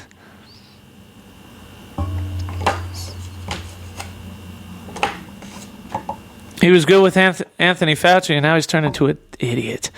He's turned into a dummy. The truth is that Rand Paul can't pick a side, and then he tries to grandstand and act like, I'm the senator who doesn't get controlled by the mainstream political narrative, and I don't fall to the left or the right because I'm the independent one, and blah, blah, blah, blah, blah, blah, blah. And really, it's almost coming off like a right-wing version of Cory Booker, actually. Cory Booker's a complete clown. He's the biggest fool I've ever seen in my life. Spartacus sits there, and I've never seen anybody sit there and I mean, so theatrical. He's an actor. He looks like he's on Broadway or something. I've never seen anything like that. Generically hilarious. Never seen anything like it. Where the camera's not on him and he's just sitting there acting normal like this. And then the camera shines on him and he sits there for 15 seconds because he doesn't know it's looking at him. And then he looks up and he sees the camera and then he jumps up out of nowhere and he picks his papers up and he throws it up. Ah! I can't believe this is happening. And then looks back at the camera and keeps looking back at it and the people to make sure the camera's still watching him. It's like, buddy, I don't think you knew that camera had been looking at you for 15 seconds before you did that. And now we just caught the fact that you didn't feel that way, that you were doing it for the camera, right? Rand Paul's becoming the right-wing's version of Cory Booker, where it's all grandstanding. I can't believe the Republicans would vote for this, or the Democrats. I'll be the only one that doesn't vote for any of them because I'm the grandstander. I'm the one in the middle. I'm a true libertarian. I'm truly constitutional. Blah blah blah blah blah blah. Wah wah wah wah wah wah wah wah wah. And then when it's a serious issue like Persia or some other things, all of a sudden it's nowhere. You're just too scared to vote. You're an actor. You're a Cory Booker actor without the theatrics.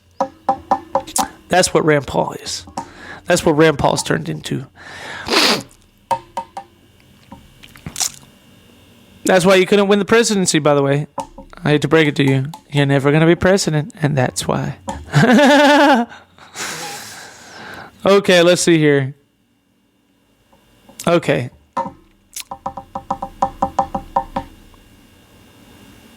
Now, I also want you to imagine this. Okay?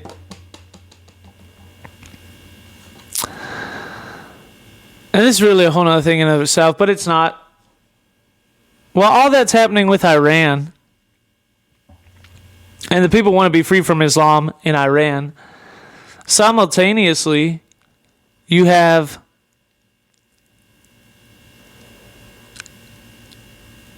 NYC's mummy dummy Americans that act like it's no big deal that we just got a Muslim mayor inside of New York City. Like, come on, man.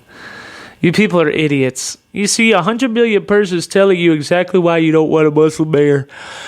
And then there's people in this country that are like, what's the big deal about NYC's mummy dummy? You're so stupid. Well, because you don't want your children and your grandchildren to be wearing a burqa and get murdered in the middle of New York City for being raped, do you? That's the reason why. That's why we don't want mummy dummy. New York City mummy dummy, who was inaugurated on New Year's Eve while the clock's turning to 12. And where does he pick his inauguration? Look at this. It's so weird. It's so satanic, demonic. It's almost like a satanic ritual or something. He decides that we're going to host the inauguration ceremony under the ground. He doesn't want to get hosted above the ground. He wants to go under the ground. Why does he want to do that? I don't know. It's kind of weird. Feels kind of strange, doesn't it? He wants to have the ceremony underground. And not only that, but he does it directly in an abandoned subway station. Like, what kind of a weirdo has an inauguration ceremony in an abandoned subway station? So he wants to go underground, like witches and warlocks do. When witches and warlocks and Satanists do a ceremony, they go underground. He wants to go under the ground because he thinks it's closer to hell. And he wants to go directly underneath the City Hall in an abandoned subway station, abandoned, which represents death because nobody's there. And directly underneath City Hall, directly underneath it. Why is that? I mean, does that not just sound weird right off the bat? Like, just think about it for a second. If anybody in the world said, no, I don't want to have the inauguration in the building, I want to dig a hole underneath it and do it under the building. Doesn't that just sound weird? Before you even start looking at the details, it just sounds weird. Why do you want to do it underground? Underneath the building, it just feels strange, doesn't it? It feels like a satanic or a demonic ritual or something like that. Like when they say that there's things that are under the Vatican or under Mason lodges or under whatever, it just sounds weird. But then you go under City Hall. And I can tell you what it really means. The satanic actual, that's a ritual. And it's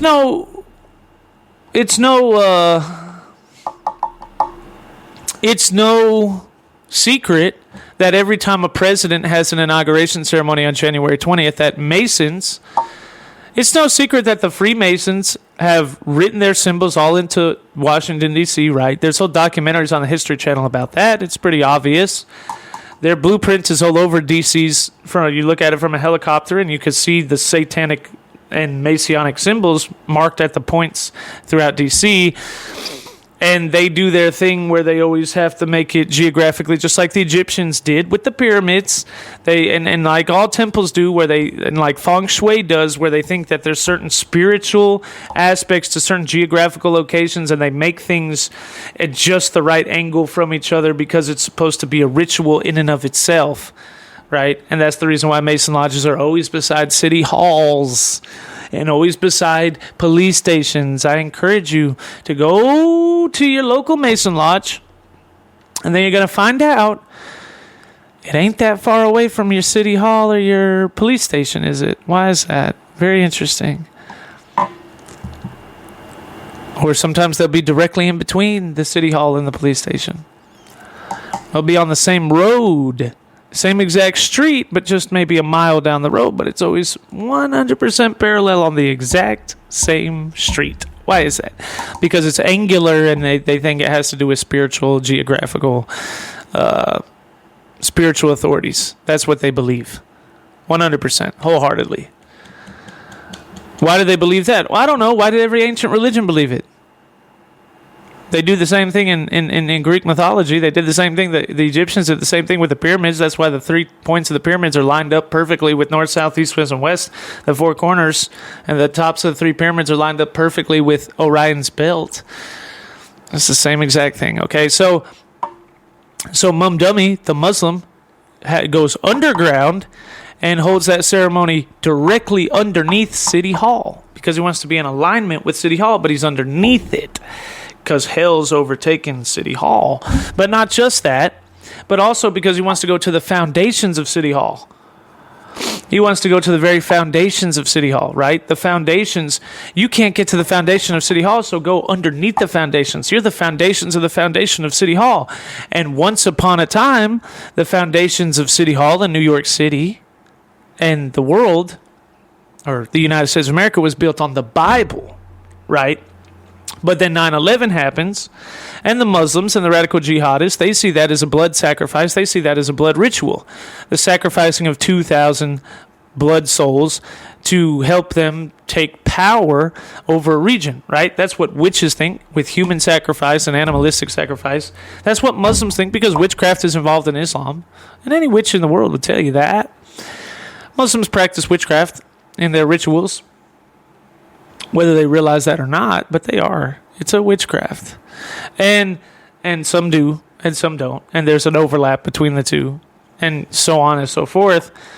So they do a sacrifice of 2,000 people's blood to try and get power over a region to Allah, and then they see Dummayor in New York City as being the answer to that 2,000 blood sacrifice, because now he's the mayor over the city where they practice the sacrifice. And then what it was those 2 cities, those 2 buildings were the highest point in New York City. And then they brought them down to where level, to what they call ground zero. So they were spiritually trying to bring it from the top to its lowest point, ground zero. And then they tried to build a mosque on top of ground zero. You remember that? Because they were spiritually trying to say that we're removing the empire from the top to the bottom, and we're going to the foundations and we're reworking it for Islam, for the mosque. They couldn't get that passed. So now you get Dummayor, who they believe they got through the sacrifice of the rituals of 2,000 people. So they go to City Hall, New York City, and go underneath the ground, satanic ritual, and to go to the foundation of City Hall, to the foundation of what it's built on. And in that foundation, he swears not on a Bible, but on a Quran, because he's saying that the foundations of this city are now, from this day forward, being changed from the Bible to the Quran. So he swears on a Quran, first person ever to swear on a Quran in the inauguration ceremony, and he's doing it on New Year's Eve, as the clock strikes 12 going into the new year. So because witches and warlocks see the times and the seasons as having spiritual significance. So he's spiritually significantly saying, we're changing the foundations of the city under City Hall from Christianity to Islam, from the Bible to the Quran, and we're doing it over the midnight hour because we're going from one year into another. We're going from one season into another, from a Christ season into an Allah season. That's what he's saying. Spiritually and symbolically and metaphorically and figuratively, that's what he's saying. And the witches and the warlocks that were down there in the tunnels with him, and many of them are not Muslim, but they are witches, they are warlocks, they are Satanists, and they work with Islam because they want to promote the same agenda, which is death and murder and destruction, and so on and so forth. Get rid of Christianity and the Jews and Israel and America, and so on and so forth. They were in that tunnel with him, and they were practicing those rituals while he was doing it, and they all recognize it as a satanic, demonic ritual, a witchcraft ritual, to take authority over New York City and over that region. That's exactly what it was. That is exactly what it was. And you could go into the fact that, Allah's connected to Baal, and that's connected to Jezebel in the Bible, and the moons and the witches always have something to do with the moons. In Islam, Allah is the god of the moon, one of the Arabic gods, like I said, which is why they have a crescent moon there. It's all connected, okay? And that's really what it was. So while Islam is falling in Iran, it's going wild crazy in New York City, and that has to be dealt with. Correct? Correct. Okay, so also what you see is, I just wanted to explain that because I think a lot of people missed Mummy Dummy in NYC, that fool in NYC.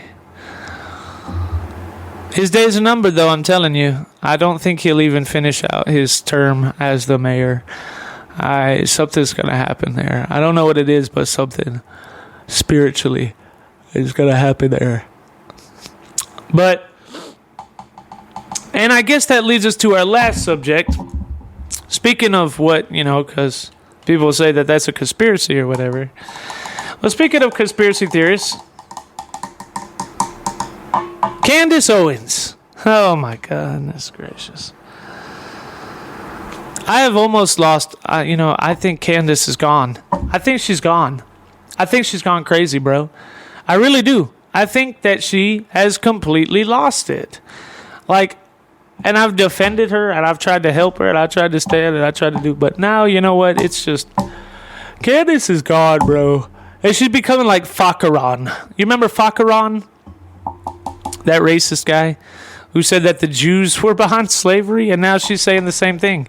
Now she's trying to convince the entire black community to hate the Jews because the Jews were actually behind slavery. Candace Owens has become the perpetuated victim mentality that she always claimed to speak out against. Candace Owens' entire platform and legacy was built off of convincing the black community not to blame white people for all their problems.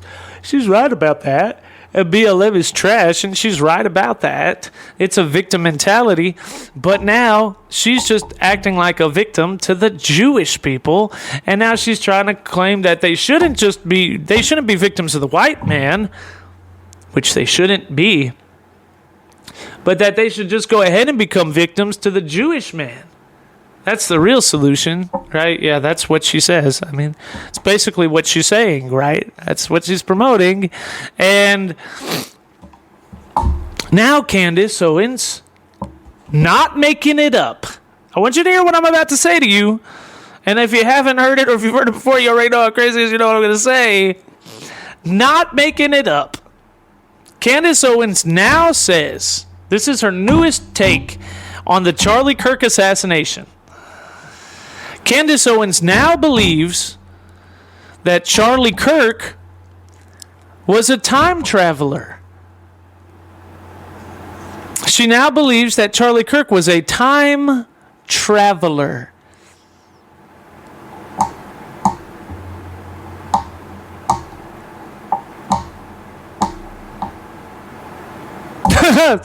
Not making it up. She said that Charlie Kirk used to always tell her all the time that he felt like he was a time traveler, that he was from another time. He was from another dimension, a whole nother timetable. And he's not from here. He went back in time and came here.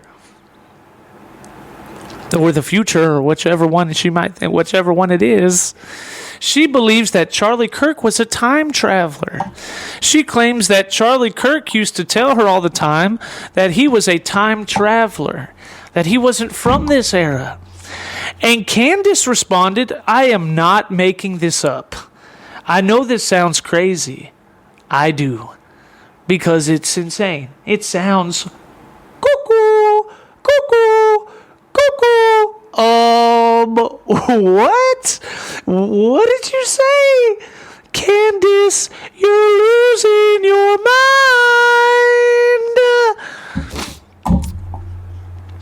But she actually said this. If you're on X, if you're on Twitter, and you hang around that world, you already know this because you saw the clips. If you're not, go on X, go on Twitter, go on YouTube, or just look up her last episode. She's going to say exactly what I just told you, okay? She says that Charlie Kirk is a time traveler who told her he was always time traveling. He wasn't from this era. And that this is what she said to him. Well, I don't feel like a time traveler, but I feel like I'm an alien. Candace Owens believes that she's an alien. Candace Owens says she feels like an alien from another planet because nothing makes sense here. Everything down here doesn't make any sense. It's just ghetto. It's just a ghetto world. And that cats understand. She's more like a cat because cats don't want nothing to do with us because they realize how ghetto it is here too. That's exactly what she said. And although the world does seem trashy and ghetto, I don't think that Candace Owens is from another planet. Call me crazy, but I don't think that's the case. Right? And I don't think I am either. I don't think we are. I don't think all of us are. I think we're people from the world. She said that she told Charlie Kirk when he said that he felt like a time traveler that he was a time traveler. And she said that she was an alien. Uh-huh. And also, this is what she claimed. And there's going to be some Candace Owens people that will sit here and say, that's a straw man argument. You're straw manning it. She didn't say she was an alien. She said she felt like one. Okay. This is what she said. Go back and watch it.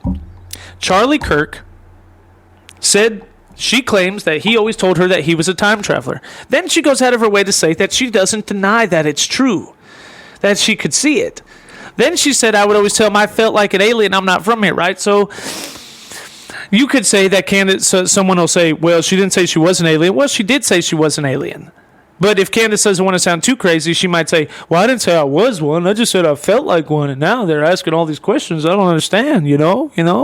And, well, kind of like how you went on Bill Maher and you tweeted that you thought the moon landing was fake, and then you went on Bill Maher and said, I never said that it was fake. I was just trying to say that I felt like it could be. It was kind of funny. And then, like, months later, you came out and actually said it was fake and had people on your news, on your network that say that it was fake, and you swear to this day that it was. So that's really just a cop-out. Excuse me, to believe that if you said you felt like you were an alien, it's because you really believe you're one. And to try to digress, I never said blah, blah, blah. And then a couple months will go by and we'll find out that, no, I really think I'm an alien. It's not a straw man. It's what she said. Then she thinks that Charlie Kirk was a time traveler. And then she said, and she goes out to say this right here. Go watch the show. It's crazy. She says, Charlie Kirk, this is what she said. She said, this is what Candace Owens is now saying, that Charlie Kirk had handlers. He had FBI, CIA, government intelligence handlers. She said that she had handlers too. Candace Owens says she was being handled by the FBI. She didn't even know it, but now she knows it. And she said that Charlie had handlers that were with him ever since he was a little child. Ever since he was born, he was surrounded by these FBI, CIA handlers because she said that Charlie Kirk would walk past streetlights and the streetlights would go crazy and they'd blow up. Because kind of like she thinks that Charlie Kirk is 11 in Stranger Things and that he has such an energy about him that things around him would just destroy because he's a time traveler, not making it up.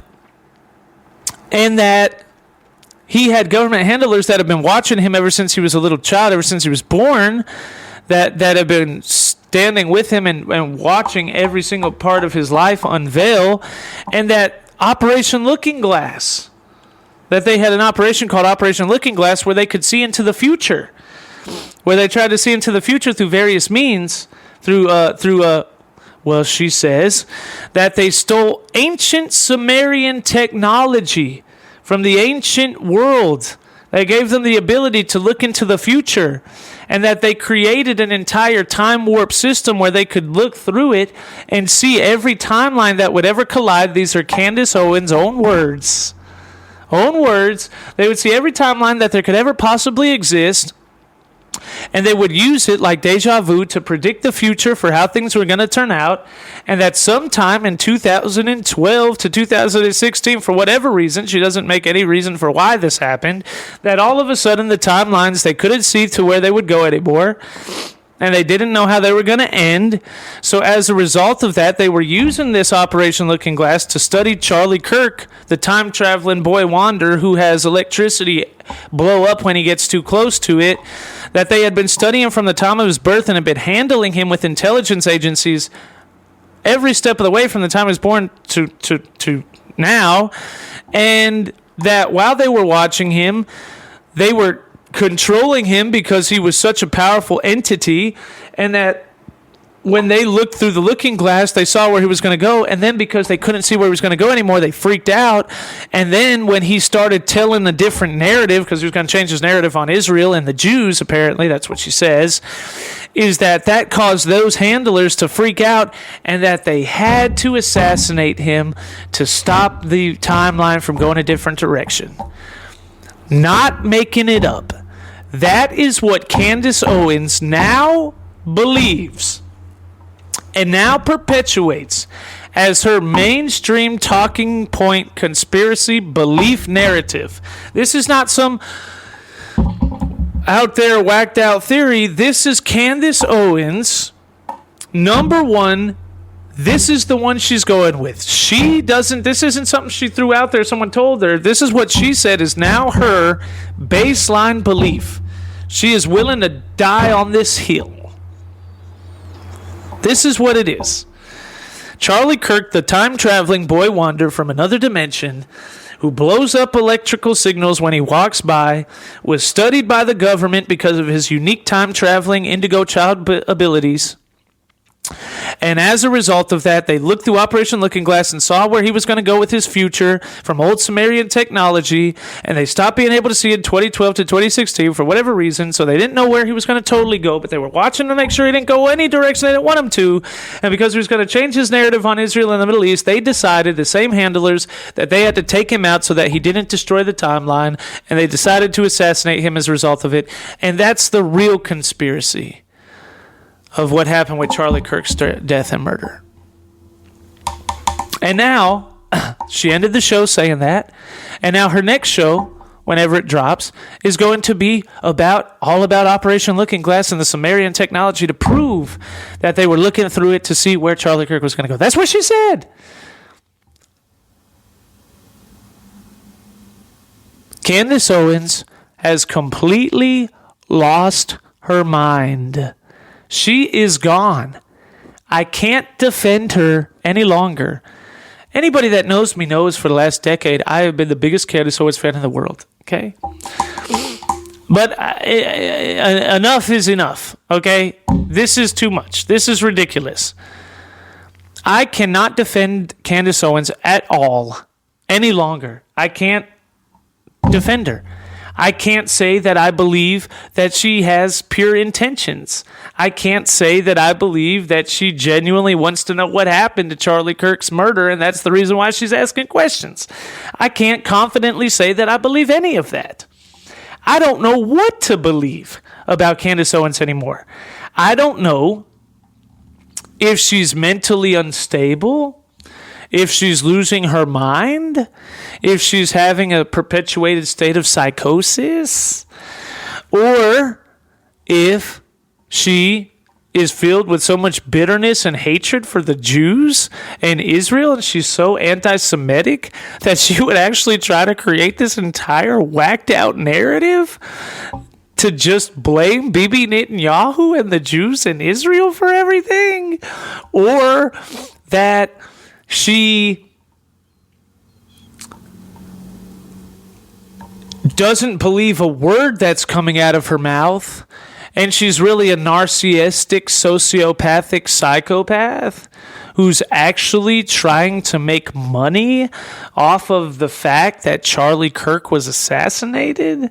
She's really trying to make her podcast the number one most podcast in the world, and she's making money off of the blood of who was supposed to be like her brother, Charlie Kirk.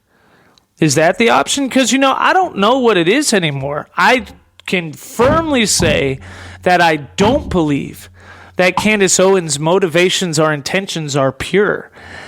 I can firmly say that I do not believe that Candace Owens is trying to find out who really killed Charlie Kirk, and that's what this is all about. I really can firmly say I do not believe that. So that leads me to a few options, which is one, that she is insane, and she's going through an episode of psychosis, and that she might get locked up somewhere, and maybe she might get a divorce and her husband's going to leave her because he realizes that he's married to a whack job, right?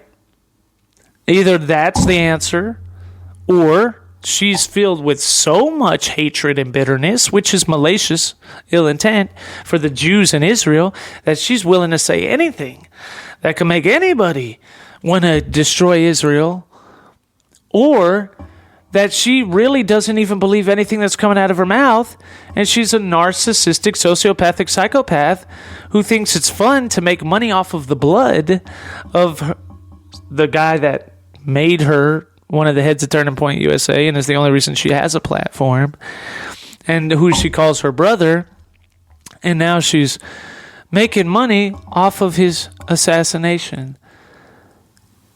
And she's just all playing us for a bunch of things. Is that really what it is?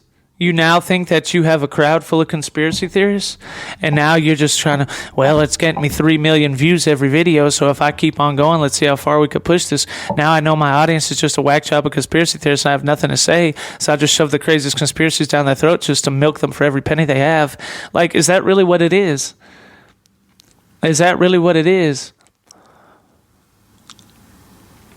And making crazy accusations about Maduro and Venezuela, and how the Venezuelan people love Venezuela. No, they don't. That's why they're celebrating now, because the dictator's gone. No, a narco state is not okay. No, the drug problem and fentanyl are not okay. That's one of the major reasons why we wanted to have borders, and the whole reason ICE is here. You realize that, right? This is the left wing that doesn't want ICE and doesn't want to help the Venezuelan people, okay? No, Iran is an oppressive regime. The Islamic Republic is oppressive. The Persians need to be free. That's not Jewish propaganda. That's not Israeli propaganda. That's not American Christian Bibi Netanyahu propaganda. No, the Persians are actually in bondage and they want to be free. Yeah, that's Persian truth. That's Venezuelan truth. And of course, Candace also attacks Turning Point Faith, Turning Point USA, and all evangelicals. And goes on and on about the death of evangelicals are so evil. And Candace Owens has become a complete whack job of an individual. She's become a complete nutcase. And I've never said anything about her ever at all, whatsoever. But the hatred for the Jews, the blatant anti-Semitism, the Fakran mantra of the Jews causing slavery, the nonsense of trying to destroy Israel, saying that the Persians in Iran don't want to be free and that that's all Israeli propaganda. So you help perpetuate the oppression of 100 million Persians just because of your hatred for Israel? And you help perpetuate the oppression of all the Venezuelan people just because of your hatred for Donald Trump? Because of your hatred for Bibi Netanyahu and Israel? Going against evangelicals and Christians and trying to destroy Charlie Kirk's Turning Point Faith movement? By the way, he was a pro-Israel evangelical. Insulting Erica Kirk and his family, and making crazy perpetuated claims about Charlie Kirk's sanity as well, that he was a time traveler. You want us to believe that he was like you and he thought that he was somewhere else? No, Charlie Kirk seemed a little bit more rational than that to me. And for us to completely overtake and overthrow everything that Charlie Kirk ever said about Israel, Christianity, evangelicalism, and all the world events. And by the way, Charlie Kirk would have been for the Persians and was against the Iranian oppressive regime. And by the way, Charlie Kirk would have been for the Venezuelans and was against the narco state of Venezuela. Okay? And the drug cartels. You want us to go ahead and disregard all of Charlie Kirk's entire legacy because of a couple of tweets that you supposedly received 2 weeks before he died that completely overturn everything that he ever said before. And that you're more of a stance because of Erica and his family and all of Turning Point USA. And it started off And, I don't like Nick Fuentes, really. I think Nick Fuentes is hilarious to watch. I watch him on a regular basis because I roll on the floor because I cannot stop laughing watching this guy because it's just funny, the things that he says. Now, I don't agree with Nick Fuentes on his stance with Israel or the Jews or any of this, but what he said about Candace Owens was spot on. His take is spot on about her going crazy. He was saying it started off as Turning Point USA was mad because there were millions of dollars there that they were going to lose because of Charlie Kirk, so they tried to cover up who really killed them. And then it turned into, by the way, the Jews in Israel actually helped them do it because the narrative that he was going to switch was for the Jews in Israel, and it was a Jewish donor. And then it turned into they didn't just cover it up, they killed him. And then it turned into and Israel did it, and now it's Israel, Egypt, France, and the entire world and the United States of America, and therefore Mossad and the CIA and probably Trump are involved in it, and Macron as well, and that the reason why they all did it has now turned into because they were studying him ever since he was a little child, and he was a time traveler from another dimension. He was 11 Stranger Things, who's blowing things up with his mind, and they had to stop the Indigo Child from changing to a whole nother narrative because he was too powerful, and I'm an alien, and they were too scared of both of us, which is why they've been watching both of us, and they were using Operation Looking Glass to see where he was going to go, and since he was going to go a different direction, pro-Israel, they didn't want him to go, and he was going to help the Venezuelans get free from Maduro and help the Persians get free from the Islamic Iranian regime. So what really happened is that his handler, Erica Kirk, now she hasn't said that so far, but we're just saying that's the direction it's going, right? His handler Erica Kirk and their whole family and all Turning Point USA had to murder this guy because everything in his entire life was a lie, just like everything in Candace's life is a lie, and that's just how it is. You really want us to believe that? And now I feel more like what Piers Morgan was saying. I don't even like Piers Morgan. But I feel now what Piers Morgan was saying at the end of that interview with Candace, where he said, the thing is, Candace, because he's talking about how he doesn't like Alex Jones and Sandy Hook. I love Alex Jones. If you go back and look at it, I don't even think he said anything about Sandy Hook because he really didn't. He had a guest on there that talked for 10 minutes. He didn't say anything. He didn't even agree. And I don't think that Alex Jones he wasn't trying to attack Sandy Hook families. What he was trying to say was that the government takes advantage of situations like that to try to get rid of gun laws. I think that that's true. And he was also trying to essentially say that maybe the government was helped behind it, helped to orchestrate it on purpose just so that they could have propaganda against gun rights. I don't know. I could understand why somebody would think that. I could understand why someone would think that. I could understand why someone would think that. That's not because they're attacking the integrity of the children that were murdered, which is tragedy, obviously, or even the people and the parents and the people that were connected to it, because you feel horrific for them too. But that you think that the government is so evil that why would they not do something like that? It's because of your lack of trust for the integrity of the government. You would not put it past them to do something like that, which is, I think, what Alex Jones was trying to say. But regardless of that, Piers Morgan, he doesn't, I don't like Piers. But even he said, I think Alex Jones actually believed what he said about Sandy Hook. But you, Candace, I cannot say that I confidently believe that you actually believe the conspiracy narratives that you are perpetuating about Charlie Kirk and all this. And when he said that, I was like, that's big. That's big for him to say that, because what he's telling everybody at home is that he's telling them that in his gut, he feels like Candace Owens is really just trying to perpetuate the craziest narratives humanly possible just to get views and clicks, not because she actually believes them. I thought that was really interesting. And now that I see what she just said about him being a time traveler and Sumerian technology and Operation Looking Glass, I am now under the impression that that is probably correct. Candace Owens is quite possibly, if she's not having an episode of psychosis and she's detaching from reality, if it's not that, then it's only two other options, and both are filled with maliciousness and ill intent and are both horrific character traits. And that would either be one, that she was filled with so much bitterness, hatred, and anger for Israel and the Jewish people that she's willing to say anything to make people want to cause a second Holocaust. Or two, she is a narcissistic, sociopathic psychopath who feels absolutely nothing inside of her at all for the death of Charlie Kirk. And she's willing to attack his widow because she has. She used to say, if Erica tells me to stop, I'll stop. She did, and you won't.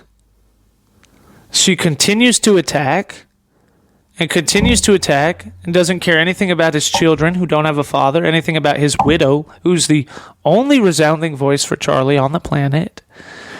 You continue to attack, so you lied through your teeth. You've been caught lying multiple times. You said that you had text messages where he said he was going to get killed. Erica Kirk rebuked you on live TV and said you do not have any such text message because I have his cell phone. He never said it.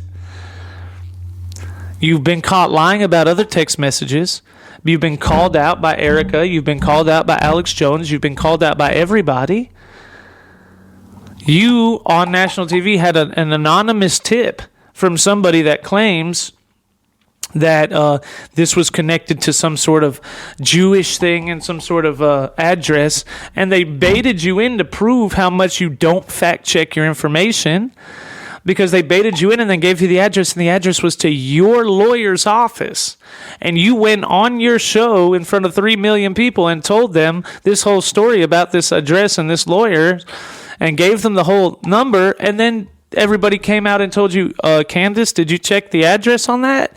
Because that address is the address for your law firm, your lawyer's representative law firm.